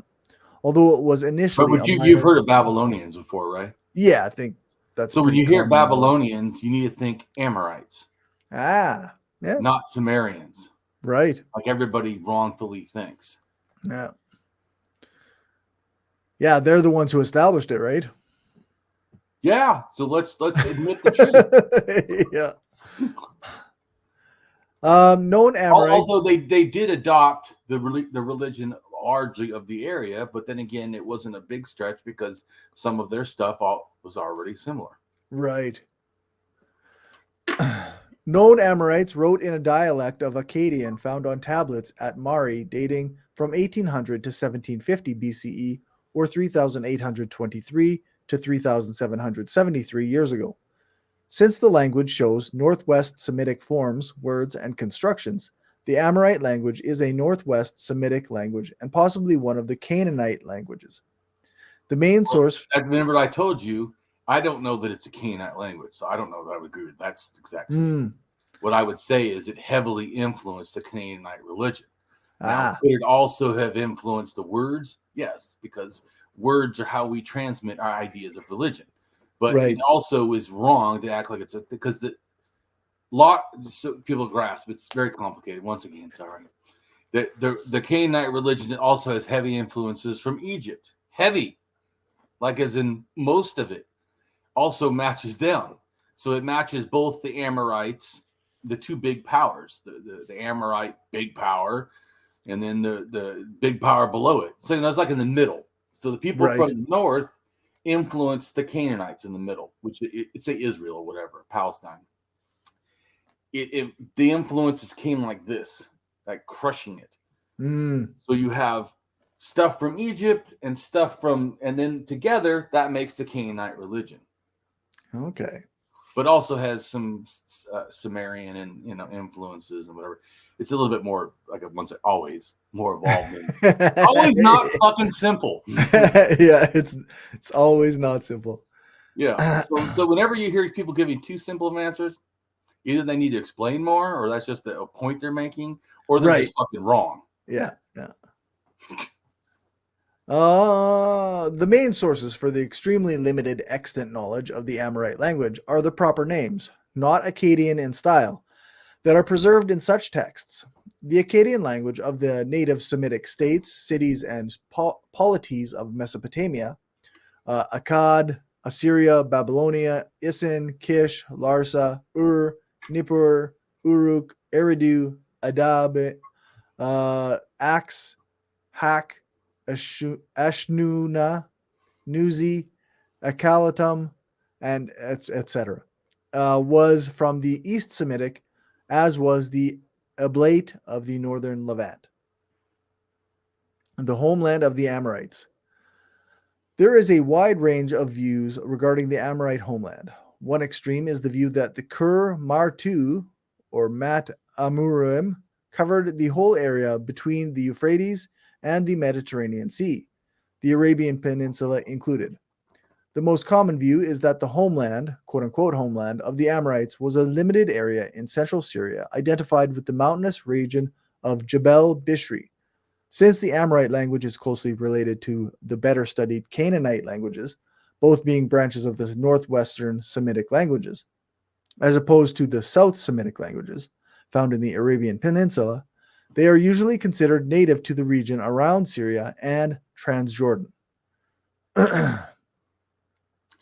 And like I said, probably heavier influence from Egypt. Mm. Well, that's like, remember too, like I explained that one guy when you said that circumcision maybe is why that money had round rings, with a hole in it. And Right. I said, no, that was shell beads they had on a string. Right. And I said, anyways, not all Semitic people did circumcision. In fact, almost none of them did. Mm. In fact, only people that almost directly touch or relate to Egypt, like Israel. Yeah. History of the Amorites. In the earliest Sumerian texts, all western lands beyond the Euphrates, including the modern Levant, were known as the land of the Martu, or Amorites. The term appears in Emmerkar and the Lord of Arata, which describes it in the time of Enmerkar, as one of the regions inhabited by speakers of a different language. Another text known as Lugalbanda and the Anzud Bird describes how 50 years into Enmerkar's reign, the Martu people arose in Sumer and Akkad, or in southern Mesopotamia, necessitating the building of a wall to protect Uruk. There are also sparse mentions about Amorites in tablets from the east, Semitic-speaking kingdom of Ebla, dating from 2500 BCE or 4523 years ago, to the destruction of a city in 2250 BCE or 4273 years ago. From the perspective of the Eblates, the Amorites were a rural group living in the narrow basin of the middle and upper Euphrates in northern Syria. For the Akkadian kings of the central Mesopotamia, Martu was one of the four quarters surrounding Akkad, along with Subartu, Assyria, Sumer, and Elam.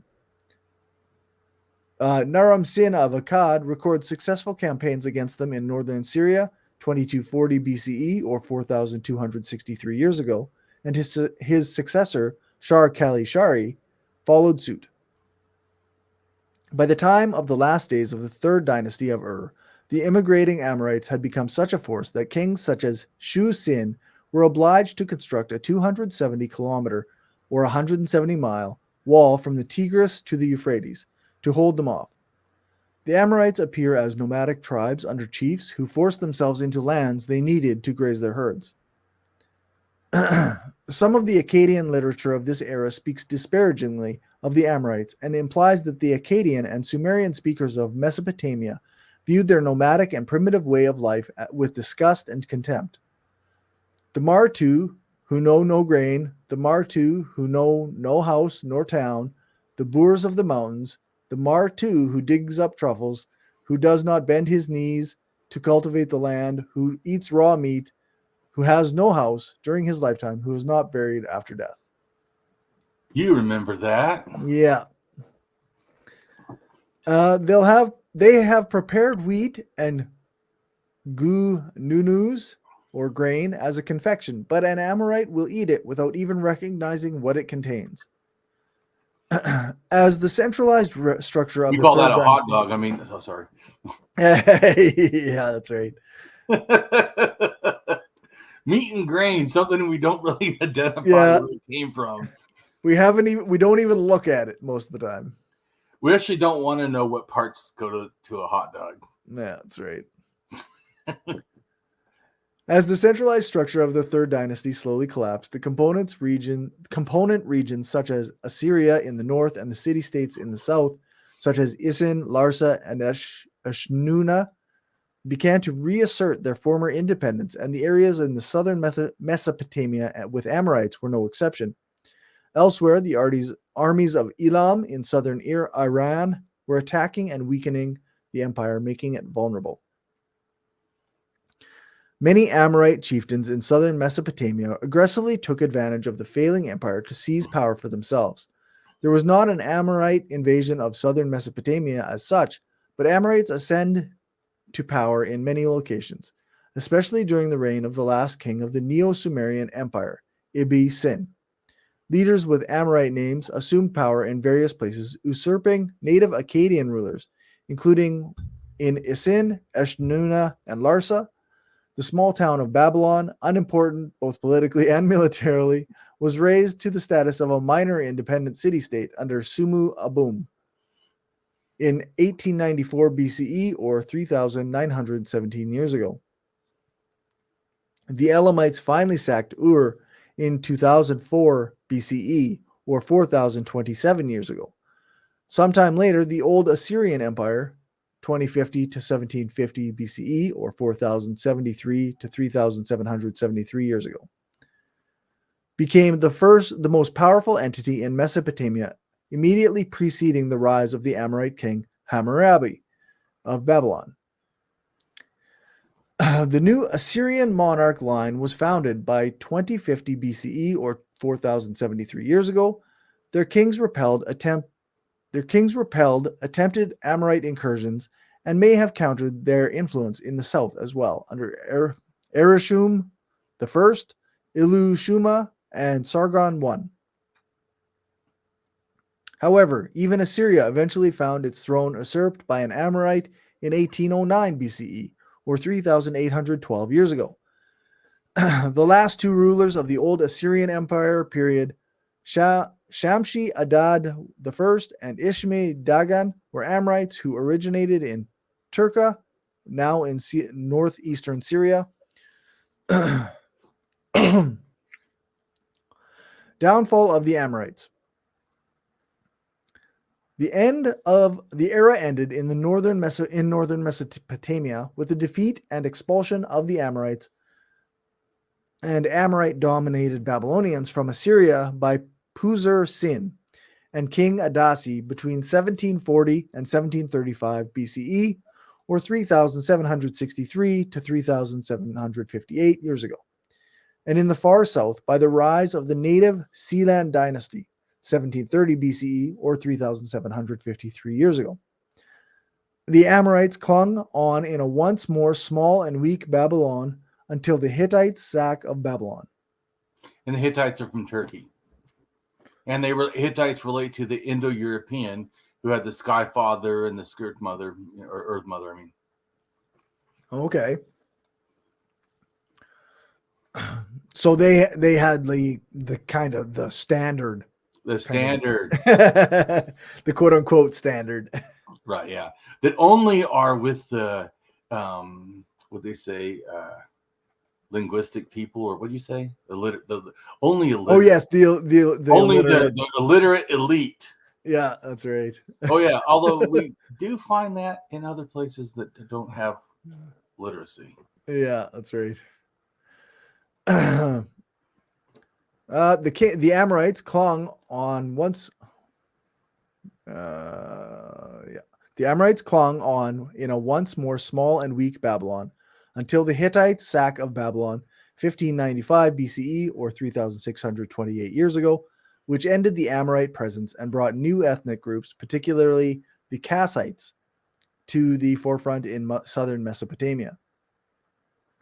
From the 15th century BCE, or 3,523 years ago onward, the term Amurru is usually applied to the region extending north of Canaan as far as Kadesh on the Orontes River in northern Syria.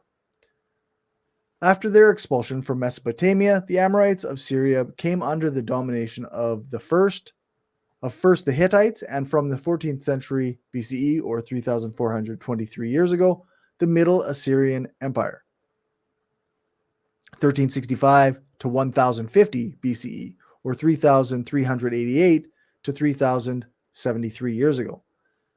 It's quite a long stretch, actually. Yeah. Like 300 years.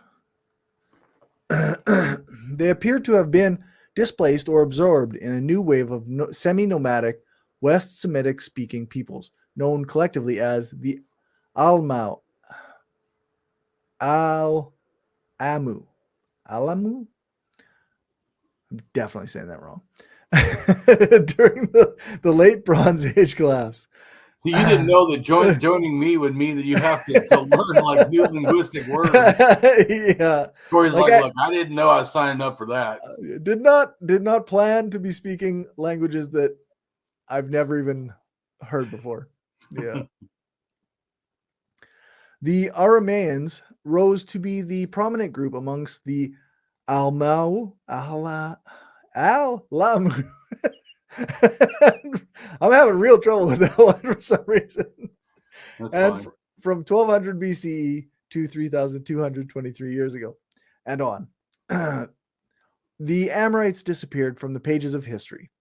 From then on, the region that they had inhabited became known as Aram or Aramea and Iber Nari.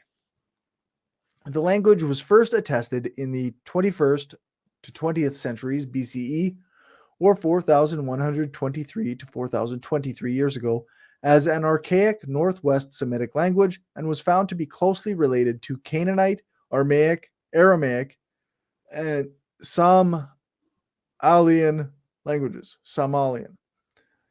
The language is found in the proper names recorded by scribes from the era of Amorite rulership in Babylonia. During the end of the 3rd millennium BCE, or 5023 years ago, and occasionally in ancient Egyptian writings, the Amorite kings communicated with other rulers through the Akkadian language.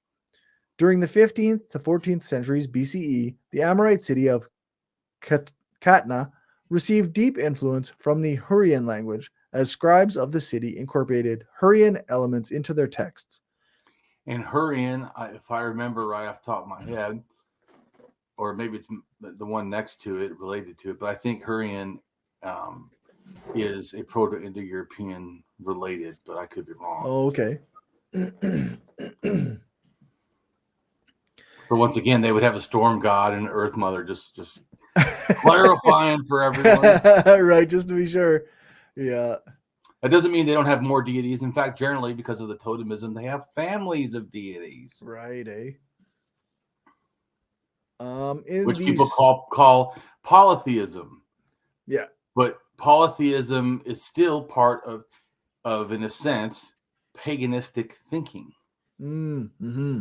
Paganistic thinking to me, just really quick to understand, is in a sense when you have this sort of animistic, when you have totemistic elements. In other words, like animism is like the idea of spirits in the world. Totemism, the idea is that things can relate to the spirit world. And then shamanism or sorcery, which could be, like I said, connected to something else besides shamanism, but similar type of thing, but more hierarchical. But shamanism, in a sense, relates to a person who can control somehow the other stuff, like spirits or whatever, through spirit journeys, whatever. Or also depends on if the influence of totemism is strong, because a lot of times they may have it, but it's very, very mild. It's heavy animism instead of heavy totemism, but it still has. But sometimes it's heavy totemism, and so it's going to have more, structure, more hierarchy, more sex differentiation, more. You know what I'm saying? Like there was a Ket. The Ket people, like I said, relate to the Yinsen people who broke off and became the Dane, like say the Tlingit in British Columbia, and the Navajo and the Pueblo are actually the same speaking group. Oh, okay. And they even share DNA. They generally have C, some version, which generally is C217, 217, whatever. And that relates to a certain branch of C. Anyways, but my point is I'm saying is so they have this similar thing. It's connected. Okay.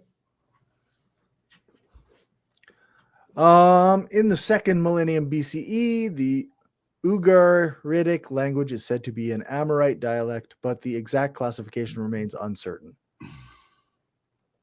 Amorite religion. Amaru, their god. The Amaru share the name with their patron deity. Amaru or Martu, also known as Ilu Amaru or Di Martu, a storm and weather deity and husband to Shira. An Earth Mother? It doesn't say yet. Well, so the other thing, but if it's not an Earth Mother, then it's a Sky Mother, generally. Which and once again, so people can grasp, the daylight sky, the morning star, or which is still the sun, so people can grasp this. They call it a morning star. It's not a star. It's the freaking sun coming up. They consider the sun coming up, the sun going down as separate deities to the one in the middle. In other words, like the Father, the Son, and the Holy Ghost. Oh, right. Amorites often had their god's name within their own. The Amorites certainly spoke exclusively a Semitic language, followed Semitic religions of the Near East, and had distinctly Semitic personal names. Their origins were believed to have been the lands immediately to the west of Mesopotamia in the Levant or modern Syria, and so they are regarded as one of the Semitic peoples. Amuru and Martu are names given in Akkadian and Sumerian texts to the god of the Amorite or Amaru people, often forming part of the personal names. He is sometimes called Ilu Amaru or Di Martu. He was the patron god of the Mesopotamian city of Ninab, whose exact location is unknown. He was occasionally called Lord of the Steppe or Lord of the Mountain. Amaru slash just so people grasp Martu. again, the steppe is a different issue, but the mountain itself, when you say it's of the mountain, they mean like the mountain top, like as in where the ancestors can be reached, where the gods have their house. Yeah, that makes sense. So being Lord of the Mountain means, see? Yeah. Amaru or Martu was probably a Western Semitic god originally. He is sometimes described as a shepherd or as a storm god, and as a son of the sky god Anu. Jesus, the son of the sky god? What the heck? The God, the Father, the Son. Do they have the Holy Spirit? I'm sorry. I'm sure they do somewhere. Yeah. Well, this is what you're starting to get, and what I want people to get is, yes, I'm not saying every single factor is exactly the same, but boy, they sure have some similarities. Yeah. And once you start grasping where all this stuff kind of comes to, you see this is a similar type of thing. Yeah. So, yeah. For sure. He is sometimes called Belu Sadi or Bel Sade, Lord of the Mountain, Dur Hur Sagga, Sikil Ake, he who dwells on the pure mountain, and Kurzaganti, who inhabits the shining mountain. Which is still, once again, so what does that mean? Let's help grasp what they're talking about so we can get it. When the sun in the morning, or maybe in the day, whatever they're particular, is shining on the top of the mountain, we can see it. Then God's there. I can see God. Right. Anyways, so the house of God is because God is now taking up the mantle of putting the shining sun on top of the mountain. Right. The sun came up. Yeah. So the Egyptian pyramid, so we know, is called the Mound of Creation, or relates to this. I shouldn't say not to call exactly, but they believe that it was all water, again, like up in space, all water, and then a mound. It looked like a pyramid. It's called a Baltan or something. I'm saying it wrong. Anyways, but it has to do with the Mound of Creation. That is what's on top of the pyramid. And generally, it was gold, or somehow like plated, or stone that shines or something. So, and then the rest of the pyramid was white plaster, not like they look now. They're all just, dirt or whatever. They were white plaster or whatever, or white, not plaster, I said it wrong. Anyway, some kind of stone. I can't remember off the top of my head what it's called. But anyway, some sort of stone in a sense. I said plaster. That's wrong. It's white stones. Like in other words, like cover stones, like thin cover stones or whatever they put over the other stones, so you can't see. Oh, okay. Interesting. Yeah, that's not plaster. Mistake. Just so people know, I really am better at 5,000 and above. Not really when you start coming down to this stuff. I'm not as good. So I'm a lot more confused or have to think really hard. Or I don't know. There's a lot of stuff I actually don't know. But that's why when Graham Hancock, he's not doing so much with the old stuff, or I'd really have some arguments against him. Right. I know he's wrong, but he's dealing with a lot more of the younger stuff, which I understand. I mean, can explain it a little bit, but I don't feel as confident as like the archaeologists that deal with that stuff more. That's why, I know he's wrong, and I kind of have some reasons why I think he's wrong, but I wouldn't be as good to know all the specifics because I don't deal with that. I haven't been focusing to learn that stuff in a sense, right? Because my point is, once I realize where it all came from, the fuck do I got to keep learning more new shit? I already get it. I get it already. Yeah. I don't want to learn anymore. God damn it. Well, I don't even want to learn religion that much anyway. So that's right. Other than wanting to help remove its control of people. Yeah. I want to free people's minds. It doesn't mean I want to force them to not be religious. I want to offer, if they're ready, the understanding that they have been lied to. And this is actually against their self-mastery. Yeah.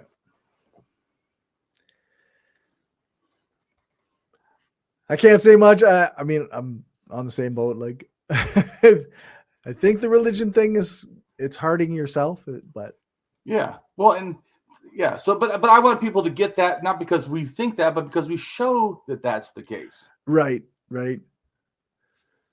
Where are we? Oh, yes. The other name is Kurzaganti, or Who Inhabits the Shining Mountain, in Cappadocian, which is Turkey, the central Turkey. Okay. Zinsirli inscriptions, he is called Il-Abia, the god of my father. Bel-Sadeh could also have become the fertility god Baal, possibly adopted by the Canaanites, a rival and enemy of the Hebrew god Yahweh. Well, not at first. Because if you look in the Bible, Baal supposedly has always been evil. But if that's true, why is there absolute people's Hebrew names with Baal? Well, and what's evil about a fertility god? Well, first off, just so you understand, it's not our God. It is another God. There is no other God but God, right? Yeah. Any other God but God is false. Therefore, evil. A form of evil to make you believe something other than our one God, who is the only God that you have to believe. Yeah. Yeah. He Baal also famously combated the Hebrew prophet Elijah. Amaru also the Bible claims that. I mean, right. Yeah. I doubt that a prophet and a god actually fought. And the prophet won. Yeah. Okay there. Yeah, that's right. Sounds like a totally true story. Yeah. It makes me think of like the fantasy novels that I used to read when I was younger. It is a fantasy novel. I agree with you. That's gods come down and pretend to be people and they fight each other. Yeah, exactly. Yeah. Which I think actually goes back to the fact of maybe where the deities come from, that is actual people. There were shamans or whatever that then later, or clan leaders, great people, king, they got deified. Right. I'm not saying all of them are like that, but I'm saying like there's a thing in religious studies that's called synergism. I think I could be pronouncing that wrong once again, whatever. I think it's right. But it means like when two cultures come together and they, like you said, they kind of adapt similar things or whatever, or say, oh, that looks similar to our religion, so that is the same. Sometimes it is. Like I said, I feel that a lot of this is the same. Yeah. Or similar source, let's say. It doesn't mean that like it bled out all directions, but similar mythological, if you go back to a Right. similar type of thing. So that's inaccurate to me.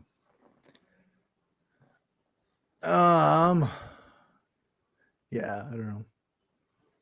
God's fighting prophets. It's always fun. Always good for a story. Yeah, it's always good for a story.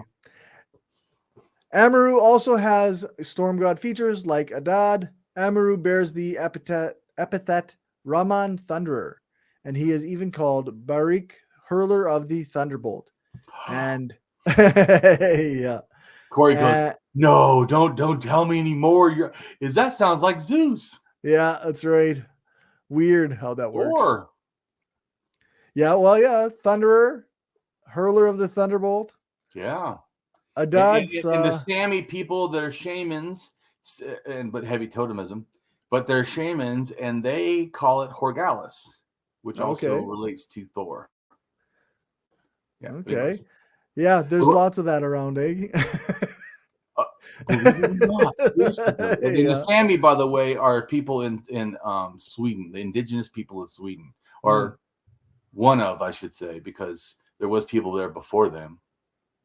Because I don't think they went there until 5,000 years ago or something.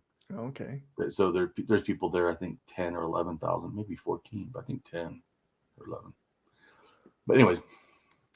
Adad Sa Abubi, Adad of the deluge. Yet his iconography is distinct from that of Adad, and he sometimes appears alongside Adad with a baton of power or throw stick. So hold on a second. Are we talking about a staff god? Right. No! Corey's going, wait a minute, Damien, quit doing that. Yeah. Yeah. It's weird how they're all similar. It's weird that once you grasp what I'm saying, you start like I said, it's like putting glasses on, decoder ring glasses or whatever. You're like, okay, wait a minute. What the hell? Yeah. While Adad bears a conventional thunderbolt. Amaru's wife. That's the other thing, by the way, the staff. I think that might relate to a thunderbolt. Ah. Like you pound the staff on the ground, like a hammer, Right. Or a hammer. Yeah.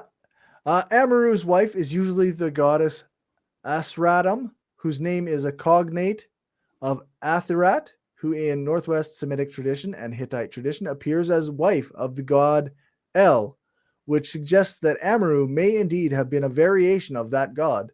El becomes a Jewish god? Wait a minute. What? In the Bible is a sky god? What the shit? Weird. If Amaru was identical with El, it would explain why so few Amorite names are compounded with the name Amaru, but so many are compounded with Il, that is, or with El. Right. Il, El, all these. I didn't list them. There's a freaking crap load of. Yeah. Well, because it really depends on who's saying it. Is it the Canaanite saying it? Is the Babylonian saying it? Or it depends on who is saying it. So but the whole point to grasp is it is the same or very similar deity. Right. It's a sky god. There's certainly a connection there that these people adapted this belief system into their own. Yes. So yes. Corey gets it now. Told you were going to learn about gods in this. Yeah, lots of sky god stuff. But dude, now you see something like, oh, that's a sky god. People are like, oh, what are you talking about? Oh, just go read the Wikipedia. Seriously. Yeah, that's right. El, sky god, also seen in Ugaritic, Phoenician. That's people in Syria, by the way. Well, it also deals with more than that, but I mean, I think that's might be where it came. It might have transmitted from. Certainly, the oldest I think is in Syria in Ebla. Okay. I think they call it the Ebla tablets or something like that. Okay. I think I could be wrong, but I'm pretty sure that's correct.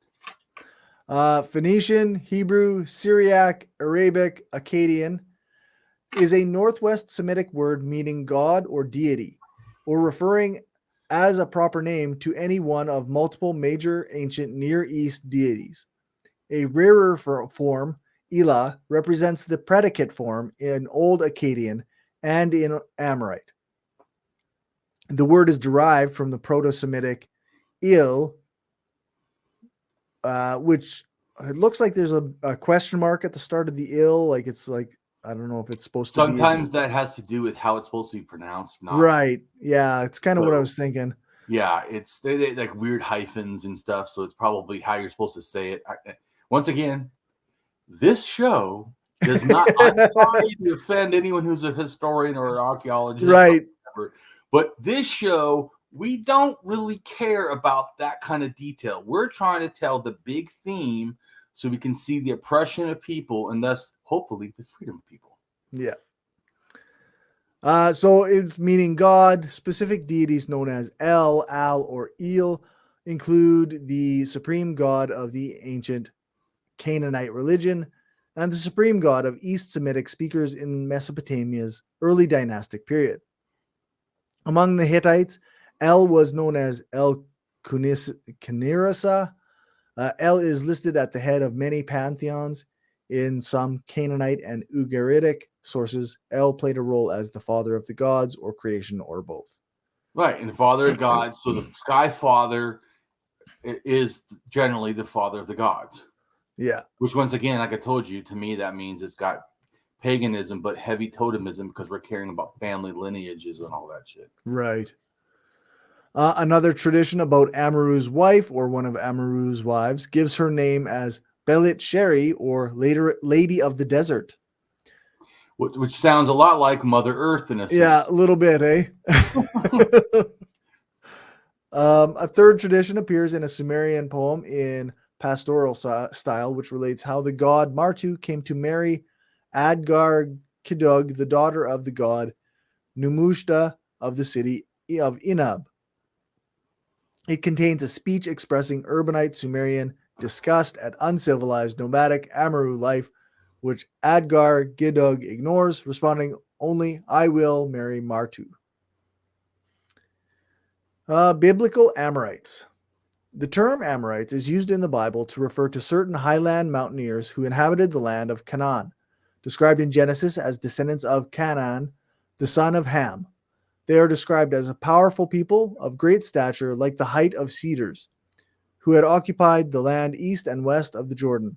The height and strength mentioned in Amos 2:9 has led some Christian scholars, including Orville J. Nave, who wrote the Nave's Topical Bible, to refer to the Amorites as giants. So let me pause for just 1 second. That's horseshit, but let me make a better point. They've already told you why they're taller. Right. They eat meat. They do not eat grain. People that eat grain, even when there's evidence that once Europe and all that, once people started eating grain, they became a few inches shorter. They became less healthy. So they were thinner and smaller, where these other people were bigger and more muscular and tougher. Also, remember, anyone, even a big, tough person, like I used to be, would get put in a house and live sedentary lifestyle becomes weaker, period, than someone who never fucking rests. Yeah. It's not normal, motherfucker. Yeah, that's right. And also, if they live in the mountains and keep coming down, have you climbed a mountain? It is not very easy. You got to be strong. You become climbing up and down mountains regularly? Yeah. Very fucking strong. Yeah, you got to be strong. Yeah, they're hunting, so they got to run fast and have to be good at hiding, which is really good for fighting too, especially guerrilla warfare. Right, eh? In Deuteronomy, the Amorite king Og was described as the last of the remnant of the Rephaim. In Deuteronomy 3:11, the terms Amorite and Canaanite seem to be used more or less interchangeably, Canaan being more general and Amorite a more specific component among the Canaanites who inhabited the land. The biblical Amorites seem to have originally occupied the region stretching from the heights west of the Dead Sea, Genesis 14:7, to Hebron, Genesis 13:8, Deuteronomy 3:8, 4:46 to 48. embracing all Gilead Talks and all about it. Bashan. What's that? It's just places that talks about in the Bible. Embracing all Gilead and all Bashan, Deuteronomy 3:10. With the Jordan Valley on the east of the river, Deuteronomy 4:49. The land of the two kings of the Amorites, Sihon and Og, Deuteronomy 31:4, and Joshua 2:10 or 9:10 and 9:10. Sihon and Og were independent kings whose people were displaced from their land in battle with the Israelites. Numbers 21:21 to 21:35. Though in the case of the war led by Og Bashan, it appears none of them survived, and the land became part of Israel. Numbers 21:35. But just so people grasp, Israel is not some separate thing. Israel is a tribe of Canaanites. Right. Of northern Canaanites that in a sense split off in their religious behaviors. Like, so some people say it's after 3000. I actually think the Jewish stuff, or the original where it comes from, is like anywhere from 3,400 to 3,200. Reason why I think 3,201 is there's language evidence that their language started to split off into its own thing, but also because 3,200 is the first time you find that pig bones are not associated as much in northern Israel. So it shows that some religious practice is spreading. Right. It's different. Now they still did a little bit, but it was definitely so that's why I think that their religion kind of starts there. Now, when it starts, I think that it is Canaanite religion, and then it kind of starts dropping off deities or conceiving them in new ways. Right. And eventually becomes the. So I feel like this is evidence, so it's not my feeling. It is evidence that early, in a sense, people that were, Hebrew or Israeli, whatever you want to call this area, especially the north, that they, and even some of the south, but the people, the original, in a sense, prehistoric religion for them at that time would have been a version, probably at least two deities, a Sky Father and an Earth Mother. Oh, I'm sorry. But anyways, so or a Sky Father and a Sky Mother in a sense, but something like that. But my point is, it's really like just two deities in a sense.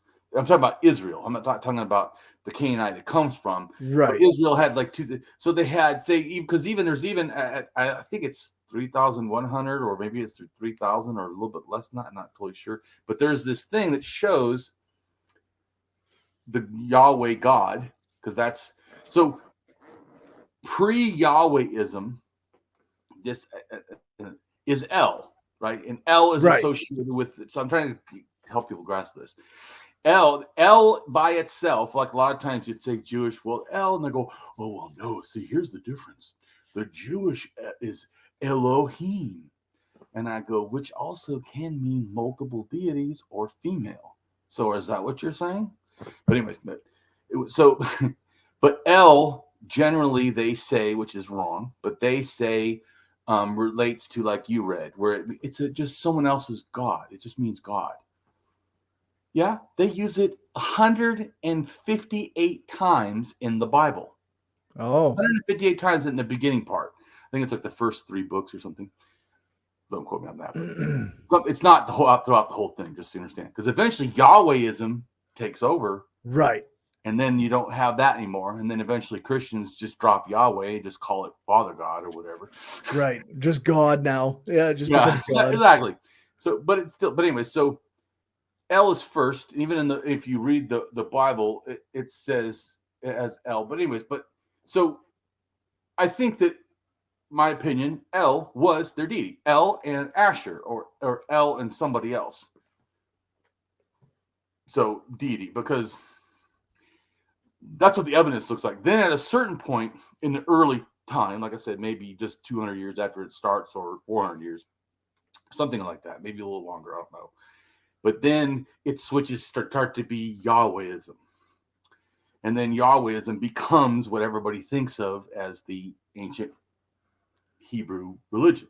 Right. So the ancient Hebrew religion may be closer to 3,000, but I don't consider that the actual beginning. To me, the beginning is when he stopped eating the pig and when they started worshiping El and probably Asher as their deities, not connected in a sense to regular Cananism or Canaanite religion. See what I'm saying? So that's the difference. And then, of course, El, as we know, who has a son, Baal. Right. So the father god El's son, which if you look at the relation to him and Jesus, there is some connection. Right. So you can see it's El and Baal, and so it's Yahweh and Jesus in a sense. It's not that. But anyways, what I'm saying it's a little different, but not totally. If you read it, it's like you're reading the Sky Father stuff and the sky gods and the high gods and the great spirits, and you start to go, okay, wait a minute now. I'm trying to get this shit. Yeah. But so I'm just saying is that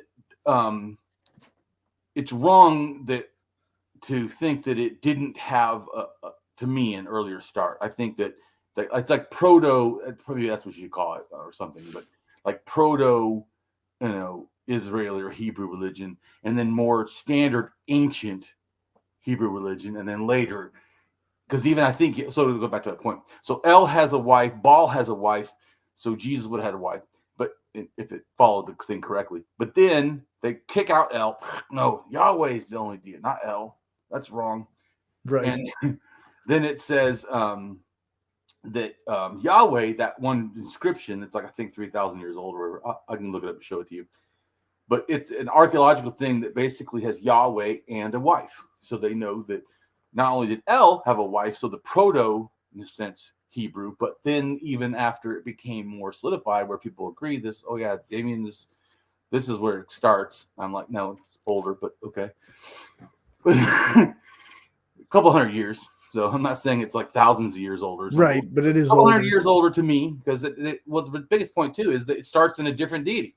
Oh, but but it is funny too, because if you read, okay, the Bible makes a comment that tells you that I'm right, I feel, because it says that the God of Abraham, Isaac, and Jacob was El Shaddai, which means God of the breasted mountains. Okay. Something, or God of the power mountain, or God of the mountain, or mountain goddess, maybe even. It could be, in a sense, referencing that. Sure.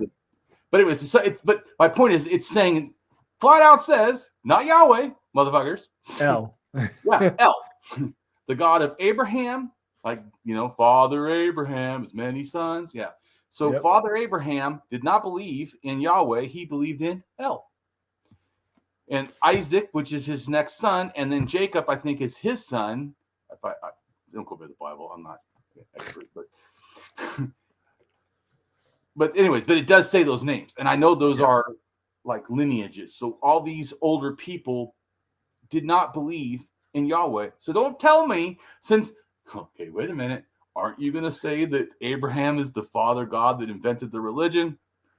Then don't tell me that it was Yahweh, because the Bible even says it's not. Right. Anyways, but I'm just trying to get you to understand that.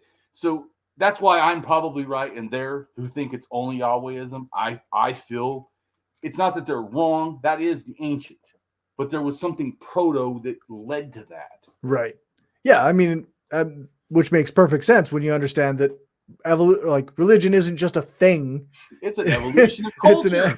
Yeah, that's right. It's an evolution of culture. That's why the crazy thing that you saw, that, wow, if you look at a language, a lot of the deities, no matter how the language breaks off and how many thousands of years in between, they keep the same mythology because it's a culture. Yeah. Idea. Yeah. So there's all these similarities with it, and yeah. Corey goes, Damien, I've not learned a thing yet. No. I feel like this is really helpful stuff, because it's not learning like a fact. You're learning what I'm hoping you're learning is, like I said, the glasses, a way to almost like anarchists.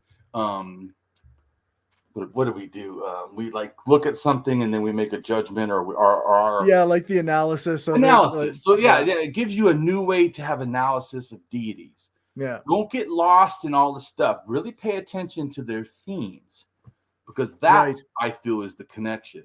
Not so much the names, which sometimes they do, especially in languages. But don't get lost in that. That's not where the only place, in a sense. Just like I said, it's wrong to say, well, the ancient God was Yahweh. That's not inaccurate. But Right. the proto-ancient was El.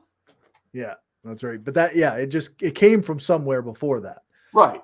And El, I think, came originally from probably the Sumerian influence. And the Sumerians probably got it from the Matlock culture. And the Matlock culture in the Cossack Mountains above Armenia and below Russia, that came from Russia or Siberia, or originally from Siberia. But I mean, it might have actually come from Russia in the steppe, and those people got it from Siberia. You know what I'm saying? So it's like bing, bing, bing, bing, bing, 5 or 6 down. Then all of a sudden, the Bible God.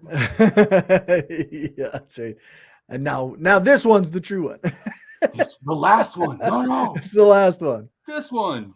Yeah. And they go, yeah, but your Bible God that Damien just showed has two different deities. No, don't get confused. It's still the same thing. You're like, how? Right.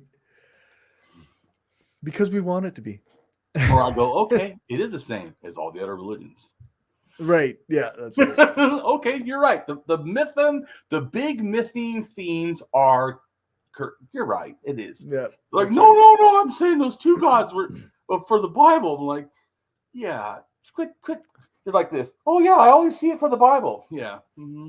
Mm-hmm. Or like the anthropologist who wrote that stupid statement. Oh, it's only on the unliterate people. Right. I think you need to broaden out. Yeah. I'm like, yeah, you need to, I think, read some more what the religious beliefs are. Yeah. Because you're missing like a lot. But good. All right. The Amorites seem to have been linked to the Jerusalem region and the Jebusites, which may have been a subgroup of them. Ezekiel 16:3. The southern slopes of the mountains of Judea are called the Mount of the Amorites.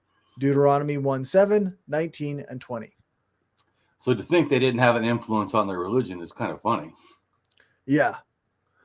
The book of Joshua speaks of the 5 kings of the Amorites. Were first defeated with a great slaughter by Joshua. Joshua 10:5.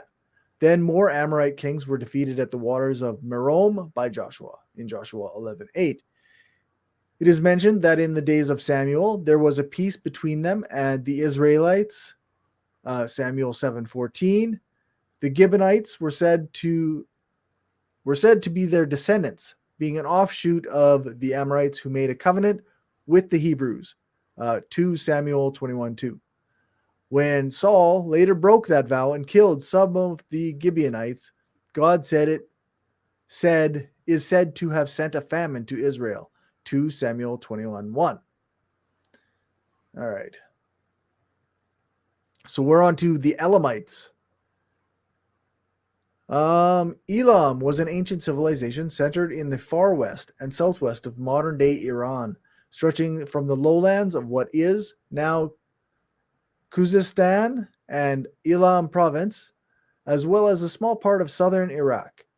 The modern name Elam stems from the Sumerian transliteration Elam, along with the later Akkadian Elam-2 and the Elamite Haltamti.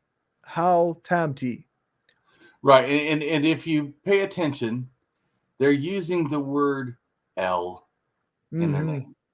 Just like Israel, not Israel Yahweh. Right. You're like, stop it. Yeah, I just keep showing you that I know what I'm talking about. Yeah. And how if you pay attention to the factors like this, you start to go, holy shit. Yeah. Elamite states were among the leading political forces of the ancient Near East.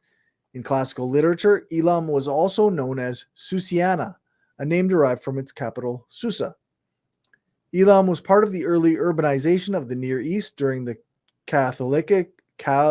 Bronze Age, Copper Age, Chalcolithic age period. Right. But right. Once again, it's like saying celestial when you mean sky, or heaven when you mean sky. It is the same word, but it makes it confusing. So yeah. Well, it's not like all these have the same, root, like say Elam related to the, Canaanites. But what people need to understand is all these ideas are swimming around that whole area. Right. So, because there's even a place called Elam. And then it says that that's a place supposedly when the God comes back, the Jews say, or it's in the Bible, I should say. Right. That's a special place, or that may be somewhere where it's going to come back, or you're not supposed to. I can't remember the whole thing, but it once again is using the word Elam. But the emergence of written records from around 3000 BCE also parallels Sumerian history, where slightly earlier records have been found. In the Old Elamite period, Middle Bronze Age, Elam consisted of kingdoms on the Iranian plateau, centered in Anshan, and from the mid-2nd millennium BCE, it was centered in Susa in the Khuzestan lowlands. Its culture played a crucial role during the Persian Achaemenid dynasty that succeeded Elam, when the Elamite language remained among those in official use. Elamite is generally considered a language isolate, unrelated to any other languages. In accordance with geographical and archaeological matches, some historians argue that the Elamites comprise a large portion of the ancestors of the modern-day Lurs, whose language Luri split from Middle Persian. The Elamite Empire, or Shutrukid dynasty. Under the Shutrukids, 1210 to 1100 BCE, the Elamite Empire reached the height of its power. Shutruk Nakhunte and his three kids, Kutur Nakhunte the second, Shilak in Shushinak, and Kutuletutush in Shushinak, were capable of frequent military campaigns into Kassite Babylonia, which was also being ravaged by the Empire of Assyria during this period, and at the same time were exhibiting vigorous construction activity, building and restoring luxurious temples in Susa and across their empire. Shutruk Nakhunte raided Babylonia, carrying home to Susa trophies like the statues of Marduk, Men-Ish-Tushu, and the Manitushu obelisk, and the stele of Hammurabi, and the stele of Naram-Sin. In 1158 BCE, after much of Babylonia had been annexed by Ushur-Dan I of Assyria and Shutruk Nakhunte, the Elamites defeated the Kassites permanently, killing the Kassite king of Babylon. Zababa Shuma Idin, and replacing him with his eldest son, Kutur Nakhunte, who held it no more than 3 years before being ejected by the native Akkadian-speaking Babylonians. The Elamites then briefly came into conflict with Assyria, managing to take the Assyrian city of Arapha, or modern Kirkuk, before being ultimately defeated and having a treaty forced upon them by Ashur-Dan I. Kutur Nakhunte's son, Kutu Lutush in Shushinak, was probably of an incestuous relation of Kutur Nakhunte's with his own daughter. Nakhunte. Just real quick. So, as we know, generally daughters don't want to fuck their dads. It's generally the other way around in present day things. So, whenever they say incestuous relationship, I always think molestation. But right, just, quite just likely. throwing my 10 cents out there. Yeah. You always like, oh, love marriage. Yeah, that's a bunch of fucking horseshit. Are you sure? Are you sure? It's like the Bible says, oh yeah, those girls got their dad drunk and tried to have sex with him. Yeah, because that's so fucking common. Right, eh? Yeah. But you know, the 50% of all, in a sense, molestations are from the father or stepfather. But I don't think that it means that fathers have sort of a more tendency to do it. I think it's more about access. Yeah, I imagine we're talking about a patriarchal thing, right? Correct. So like it's power over the people that are around you. It's like a way of imposing yourself on your daughter, I suppose, because girls weren't recognized as like free individuals with autonomy and self, so they weren't respected in that way. That's a lot of, and you see the same, you see similar behaviors now with men. They'll like molest their daughter or their stepdaughter or what have you. And it's like, because of their patriarchal views and the way that they view themselves as dominant over these people rather than recognizing their autonomy. Correct. And people need to grasp something too. And I'm not defending pedophiles, but pedophiles means you have a desire to have sex with children. Mhm, It's like it's like a sick sexual preference. It's a demented thing. Right. So molestation does not mean that you, or sex, abuse of a child does not mean that you prefer children. It means that you did it anyways. Right. Yeah. Or it can. It means that you did the action, but people's. I'm just making a point. Is people assume that everyone who molests is a pedophile. That's not an accuracy. I don't know exactly the stats, but I've read stuff about this when I was going to be a counselor. Right. So because you need to understand when you work with people who's more dangerous or whatever they say, it's right, you need to understand level of threat when someone's saying I'm going to do or not do something, or whatever, or I have thoughts, how dangerous that could be for other people. So right. You get what I'm saying? So in other words, this like one of the stats that I learned. They said that if it's below a teenage, and I think it's below 13 and it's a boy, those people have a harder time, are more pedophiles and have a harder time not repeating that behavior. Okay. So that's why I was saying, I imagine as a counselor, you're going to have to approach someone who has like that kind of like attraction to underage people. Yes, you're differently than somebody who's using it as a power play or correct. an access, and also to understand what you need to do or how you could help them in a sense, or what actions need to be taken. So anyways, it helps. I mean, it doesn't make ones that are heterosexual going after girls a good thing. I'm not, and I'm not saying something against gay people. I'm just talking about this certain age, this certain behavior they see as more problematic for recidivism, and it's harder to help them in a sense. Anyways, that's just research. But I'm just trying to say is that it doesn't mean the other one's in all not a problem. It is a problem. But I'm just saying, as a counselor, you need to understand the difference between someone, like you said, it's more a dominance thing, or it's more a sexual preference, a sickness. Right. Yeah. So then you know how to. Mean Damien, sorry, real quick. That doesn't mean in any way that I'm saying that we should, because I've heard people say this bull crap. Yes, it's a sexual preference that we should accept all sexual preferences. Wrong. If your sexual preference is to fuck people while they die and you kill them, I'm not okay with that. I don't give a shit if it's only thing that gets you off. Well, then I guess you need to watch horror movies and jack off. I don't fucking know, but don't be doing stuff hurting real people. Children can't consent. They just fuck can't. That shit. So right, yeah. But I'm just throwing that comment out about that. Go ahead and keep reading. But we're almost done. He was defeated by Nebuchadnezzar of Babylon, who sacked Susa and returned the statue of Marduk, but who was then himself defeated by the Assyrian king Ashur-Rash-Ishi.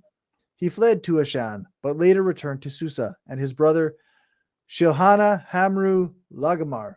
These people who made these long names have no consideration at all. How dare they have original names in the How original dare language? they? Oh, but I It's- wanted to make a comment it's too. I very made about rude. Elam, and I went and looked it up.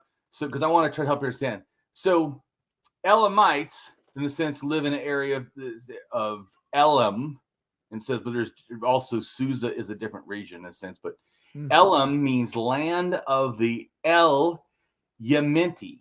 Okay. Then they go, what does that mean? Okay. Well, just to go back to show you how it relates to, I feel, the stuff like, the Bible and all that, the El, right, in Canaanite. Yeah. Okay. There's a rock inscription. It says a noteworthy rock inscription. This is, I can send this to you too. This is articles online. I don't know. But anyways, it says it's written by the Elmeni, but it's Aramaic, I think. And it says the altar of Bel or Baal. So just to show you that we are talking. Now, I don't think it's, of course, the same exact deity. Like I said, they're related. Yeah, for sure. So, So his brother Shilhana Hamru Lagamar may have succeeded him as the last king of the Shutrukid dynasty. Following Kutulattush in Shushanak, the power of the Elamite Empire began to wane seriously after the death of this ruler. Elam disappears into obscurity for more than 3 centuries. The Mesopotamians believed their kings and queens were descended from the city of gods, but unlike the ancient Egyptians, they never believed their kings were real gods. Most kings named themselves king of the universe or great king. Another common name was shepherd, as kings had to look after their people. well, they also wanted to be seen as kindly and helpful. Yeah. So let's not forget that propaganda crap. Yeah. All right. End of the era. The Sumerians and Akkadians, including Assyrians and Babylonians, originating from different areas in present-day Iraq, dominated Mesopotamia from the beginning of written history, 3100 BCE or 5122 years ago, to the fall of Babylon in 539 BCE or 2561 years ago, when it was conquered by the Achaemenid Empire. It fell to Alexander the Great in 332 BCE, or 2,354 years ago, and after his death, it became part of the Greek Seleucid Empire. Later, the Aramaeans dominated major parts of Mesopotamia, 900 BCE to 270 CE, around 150 BCE, or 2,172 years ago. Mesopotamia was under the control of the Parthian Empire. It became a battleground between the Romans and Parthians, with western parts of the region coming under ephemeral Roman control.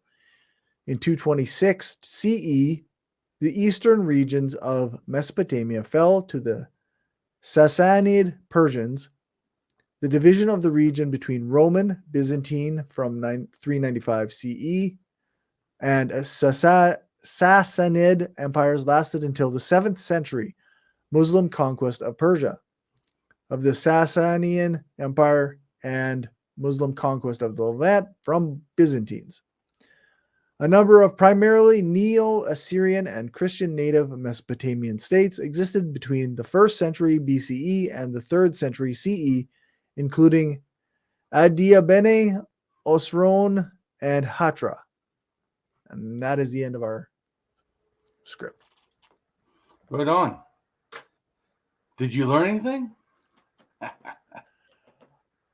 mean, yeah, I learned about the similarities between all the various sky gods and how they played into kind of the political structures that had gone on, right. And and I mean, connecting it to our modern day Christianity is, I think, pretty effective, pretty helpful. Well, and I think that it to me, it helps because it removes the specialness that people try to at least attach to gods. that somehow their little unique, thing. It's like, okay, either you all believe that pretty much this is all kind of the same, which is actually, if you were going to believe it, that was to me what the evidence you'd have to support, that if anything is true, then it must be that it goes back to where the origin's true in Siberia. Right. That the totemistic, animistic, shamanistic people that started to invent paganism, that those people's religion must have been correct if you want to believe all this other stuff, because that's so. And they go, oh, of course I don't believe those people are barbaric. Yeah, your religion comes from there, so I don't know what you're gonna say. Yeah, that's right. So, because like I said, my goal is to show people have religion. It's a conspiracy theory of reality, Yeah. But even worse than that, like I said, people don't generally grasp. They act like, I believe. Yeah, but that belief requires you to act way to women, act the way to people that are going homosexual or trans or intersex, or even other men that you don't feel are strong enough, or women in status or something, and sexism. And it comes with a whole host of baggage, right? That's what I'm trying to say, is that yes, it is people's personal belief, and if they left it at beliefs, I would have almost no problem with, especially if it's just they didn't try to force it on people. Okay. It reminds me of sports teams. I like sports. I hate fucking sports. So I could give a fuck less if you like football. Good. I like this team. Okay. Good for you. Right. You know what I'm saying? If that's all God's word was truly the belief, I would have less problem with it. It's not. Yeah. No, it's always it's always used to justify some kind of behavior or to dictate some kind of behavior. Yes. And yes. And I'm not a fan of that. And then also to understand that those ideas were not special. They were just ideas from arcane culture, that didn't match up with how we should be living. Because I like the or anarchist stuff that came before that, where we just let people be people. Yeah.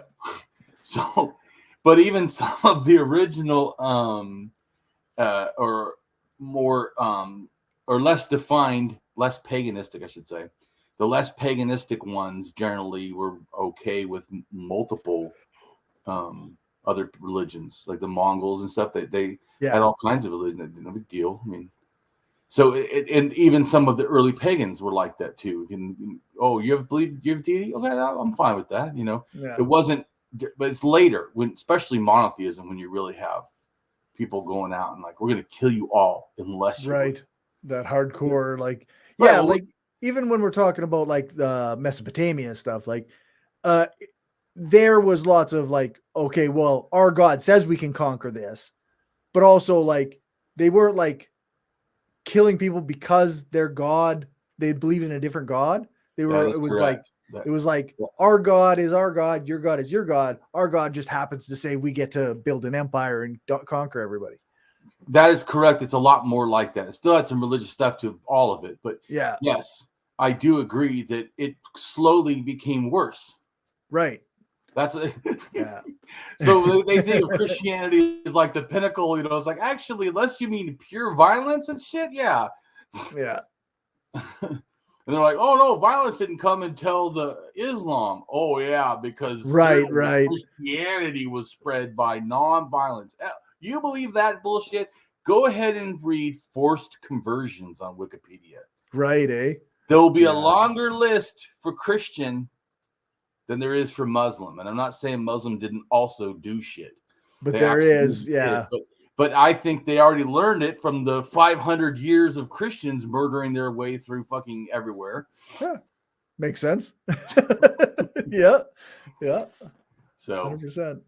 Whatever on that. So Christians that think that they somehow have some better, than the Muslims, I'm like, first off, it's the same thing. Second off, or close to it. And second off, you fucking started the violence, not them. Yeah. Like, let's learn some real history here. Yeah, that's right. But so, everyone, I really appreciate you listening. And I hope that, you got a better thing. And like I said, the important thing is to understand a lot of the social dynamics that go with religion, and also to understand that is to understand it is a cultural thing to me. That's why when I told that archaeologist, I said, to me, it's a cultural product. Religion, gods are a cultural product, just like language is cultural product. And you see even that they go together with gods because it's a cultural product. Not special, not invented in one area, and given to other people in some special thing, but this hodgepodge of mismatch, spreading, blending, trading, forcing, even seeking. Some people may want power, like I said, so seeking, but all of it is cultural. And that's like that also too. How many religions don't have rules on how to behave? Is there such a thing? Is there such a thing? That's my even the animus almost. I mean, that's my fucking point is it's absolutely ridiculous to me to act like this is limited to the land of beliefs. It absolutely is not. Right. So and since on this show we care about how people are oppressed, certainly one of the largest oppressors in the world, religion, I cannot fucking stand. So I want to explain. But like I said, I really what the biggest thing, even though I'm an anti-religious, the biggest thing that what I got from understanding all this, at least me, is not like ha ha ha they're all the same, but wow, I need more compassion because they're all the same. Right. Yeah. Like exactly. Because on a certain level, it's also like this all came from somewhere. Like people didn't just adopt these beliefs so that they could be dominant over others. It's a byproduct of how it evolved, right? Right. At some point, I think at 4,000, 5,000, they started trying to utilize religion that way. Yeah. It maybe even started as early as 6,000. But I do agree that certainly has nothing to do with the origin of religion. Religion was all fucking cranking up and going fucking strong then. Yeah, that's right. Yeah. So, because I think it's like 8,000 to 7,000 when most of the myths of the world start to kind of gel together. Yeah, because a lot of times you'll see, like in atheist circles, people will say things like, well, religion was just created to control people or to dominate people. And that is a thing it does, but that's not where it came from. Well, right, because what you're explaining is that's a thing more important about current world religions than really when you go further out the animism. And it's not really what it is. Or they say stupid things that I feel is stupid because it sounds kind of ethnocentric when they say, oh, well, they just were afraid of lightning. And I'm like, yeah, okay, here's the problem. No animist believes lightning is a demon or some terrible thing. So no, that's not how religion. If it's fear of anything, it would be fear of dying or, fear of not understanding the world, like not having science. And so you're trying to be somewhat scientific, which I feel like the animists kind of try to do. Look at their world and try to understand. It's when you get totemism where it starts adding stuff to the world that's not there, making rules that are not evident in nature, in a sense, adding stuff. And then shamanism, to me, is an experience to me of totemism from Europe hitting evolved animists in Siberia, who then by Russia start turning into shamans as a new sort of religious persuasion that I feel was some because they were almost a rejection of pure totemism in a sense. You see what I'm saying? Because totemism is being more male when these people come with these sort of like caring, female, loving, hippie kind of, and all of a sudden you have these really, more structured, more whatever, like, well, but I do think even the totemism to me at the beginning was probably more Mother Earth and less male. I do think that it eventually, by the time it gets to Siberia 20,000 years ago, it starts evolving into more sex differentiation. And then I think over in Asia, even though it originates to me in probably France or Germany or somewhere in between both of those. Totemism, I'm talking about, to me. Mm-hmm. Or it could be somewhere in Europe, whatever. But Western Europe, somewhere in Western Europe, I think is where it starts. But that doesn't mean that once again, it's not that simple. It wasn't evolved. It was a simple form out of shamanism. I mean, out of animism. So it's an evolved form out of animism. So it had a lot of animism elements. And then it bumps into the Siberians. And then that turns into, I don't really want to follow total totemism.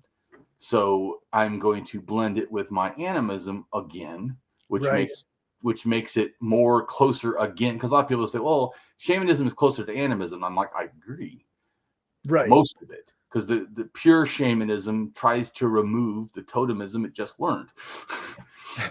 I think if there's any one thing that people can take away from like kind of this series on religion and this series is like a lot of stuff doesn't really move in a straight line, right? Like, correct. Oh yeah. Oh yeah, that's correct. Like it's all over the place. There's different influences all over the place, and it goes back and does different things in different places. It's like doing this shit back and forth and all over. Or even like I said, it starts somewhere with just the elements, and then by the time it gets over here, it becomes what we think of more as actual, like in the book if you read totemism. See what I'm saying? But it's elements coming from somewhere else. And the same with shaman. Yeah, the whole that's what I was saying. This thought that one person gave all this, that is absolutely fucking wrong. Yeah. It's not right, period. And I don't care who's saying it. It's not right. One thing absolutely did not do that. Even like, let's say that, like I was trying to tell you before. So Proto-Indo-European is heavily influenced by our DNA, RA, RB, period, almost exclusively, okay? They took over all of Europe. Almost everyone white has R somewhere in their family, okay? So that's a lot of pagans and all that, Germanic. But also, almost a similar Nordic belief is the people, the Uralic, the ones that went from northern Siberia, like way the hell up there, the Arctic and shit. They went all the way to the Finland and also to Sweden and became the Sami. Okay. And yet those are in DNA, not R. But see, N goes right up 16,000 years ago, shoots up to Lake Balka, Siberia, and meets those Siberians who had been evolving their belief systems.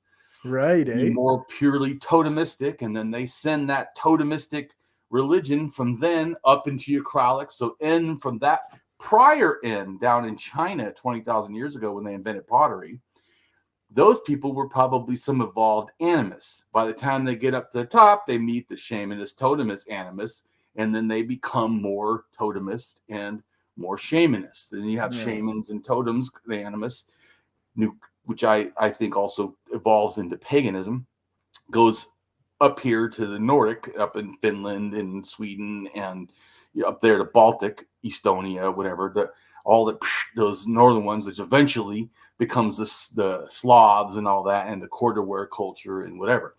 So, but those ideas, in a sense, are a different DNA. Well, neither of those are who brought to me the language like this or this deity into the Americas. Right. Who brought it in to me is connected to the Ket and the Yensen languages, which connected to the Dane languages, which have to do with the Tlingit up in British Columbia and several other ones, tribes, and also the Navajo, the farthest south, and the Pueblos. But the problem I have with the Pueblos is I think Zuni might have brought the actual religion. Okay. And the Alabaskan or Nadane Navajos adopted it. But I think they already had a pre-existing spirit because of their totemistic that it's very godlike and very structured and very, in a sense. Because like I said, the highest, so the first ones, so that when the Dane comes into Alaska, it breaks off into Twigget and becomes Canada, British Columbia. The other people then eventually migrate south. I think it's 600 years ago became Navajo. But so the Navajo 600 years ago, there's already God and a father God and an earth mother belief with the Zuni. So I don't think they gave it to them, all the Pueblo peoples, because that's not exactly what they have at the beginning of the language. See what I'm saying? The beginning of the language, no. The ending of the language, yes. So Okay. And then this people that are related or near the Azteco language, Uno as or something like that, Aztecan, that relates down to Mexico. So they also have sky god, whatever, right? Ah, California, Arizona, southern New Mexico, whatever, into northern Mexico. And it is a fact somewhere over there is where corn was invented.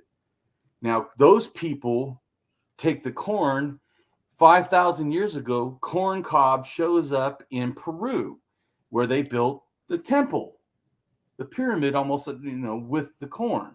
right. And then you have that corn deity, or they call the staff deity. Huh.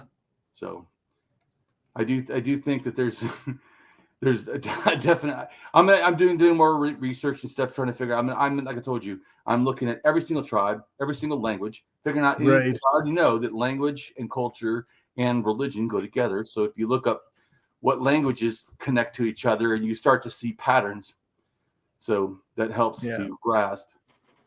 Anyways, like I said, I know this stuff's really complicated. We're gonna have video later once I figure it out, but not currently, because I want to deal with Asia and then Americas, and then later we'll deal with the particulars.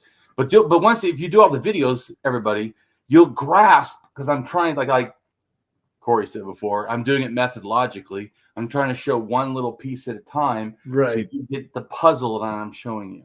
Yeah. Like I told you before, I don't want you to believe me. I want you to yourself, because you've been demonstrated to understand. Yeah. That also means, in case if I'm wrong, you can look at yourself and you can figure it out. But if you go look at what I'm saying, most of what I'm saying, you'll see is matching what I'm thinking. Yeah. So, but of course, said before, I can be the best thinker and I could still be wrong. Always be. No, but I'm just making a statement for everybody. Always. Yep. I am, so you should too. I'm always open to be wrong. Yep. Don't be a Graham Hancock. That's right. It's always a good example. Well, because he doesn't want to be wrong, no matter what. In fact, including his whole theory, right, is kind of based on what this Younger Dryas impact, where they believe that this meteor went and then great floods, happened. So that's why everyone has flood myths. Yeah, I don't believe that shit. But they currently did a test, and they feel that hypothesis is falsified. Ah. In other words, wrong. Yeah, exactly. Proven to be wrong. Scientifically falsified means stop saying the shit is true. Yeah, because it's not. It's not. So if your whole system is built that this is what happened, you're wrong. Yeah. So, and when you're wrong, what do, Corey? You stop believing the shit, right? That's right. It should be fucking pretty basic. Adapt, change, grow. But that's a healthy thing. It's not, once again, unless you feel you own it, which I try not to own ideas. Why is it a threat to learn the truth? It shouldn't be. What the fuck? Be. So, anyways, but I appreciate your work, Corey, and I know that a lot of this is outside, your wheelhouse or whatever. But I'm expanding your wheelhouse. Yeah, that's right. So, right on. I appreciate your help a lot, and I thank you. And this is a project that I know I couldn't really do without you helping. So thank you. Well, I'm happy to help. Right on. Everybody, I appreciate you watching, and this is 11. We'll have 12, and then finally we'll do stuff that I want to talk about. We can move on to something else. Ever again. Yeah, that's right. All right. But you know why, Corey? Like I said, this has to do with stuff that is almost like when I stopped learning religion, in a sense. Yeah. So everyone else cares about this stuff, but Damien's like, yeah, if you do all the other shit, this shit's like bull crap. I'm like, but but anyways, I still had fun, especially doing the videos with you. I've had a blast, and so trying to spread the knowledge, and everybody, the biggest thing that you should always be open to do is willing to learn. Yeah, exactly. I try to do the same thing. Right on. Well, I guess So I'll- go ahead and tell us about Oh. your stuff you're doing. Well, just real quick. Yeah. So go ahead and tell us what stuff you're doing and promote your show, whatever. So I Yeah, think it's The Mind of a Skeptical Leftist on the YouTube and on podcast apps. I'm also I'm at Skeptical Lefty on Twitter and on collectiva.social on Mastodon. I'm a skeptical leftist. And yeah, I create videos and I do interviews, and I'm hoping to I'm working on my script again for my video essay that I'm eventually going to produce. But yeah, I do interviews, and I do me and my friend Justin, we do book reviews. Well, he does the book reviews, and I talk to him about them. All right. So Hey, it's a lot of fun. it's still great. So you're helping him too. I mean, you help me. So I mean, it makes it better, I think. It's a lot of fun. Yeah. And I think it actually, even though you feel sometimes like you don't know what I know, that actually sometimes is a good thing, because then you can ask questions or you can bring up points I may not even think of. Yeah, so occasionally something might hit me. Yeah. So, but anyways, take care. You bet.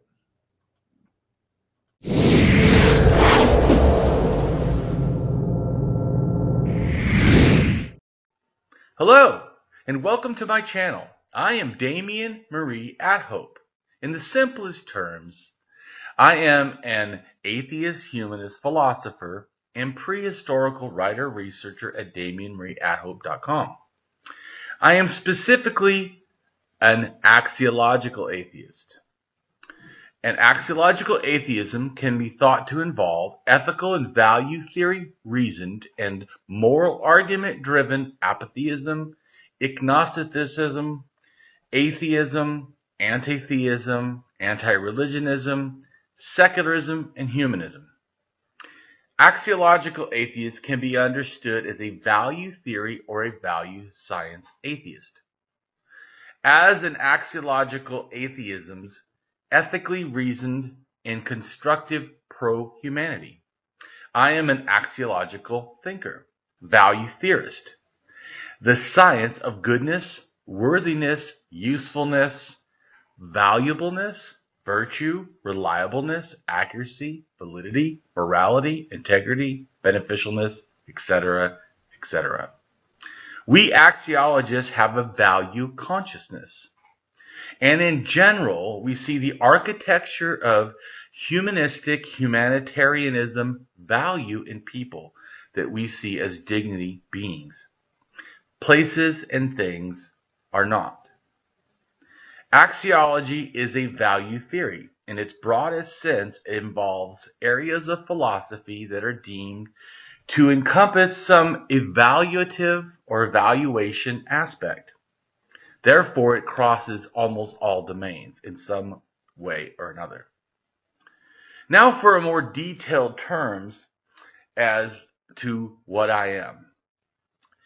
I am an axiological atheist, an anti-theist, an anti-religionist, secularist, humanist, rationalist, writer, artist, poet, philosopher, advocate, activist with schooling in psychology, sociology, as well as I am an autodidact, self-taught in science, archaeology, anthropology, and philosophy. I promote science and am against pseudoscience, pseudohistory, pseudomorality, things that are found in religion.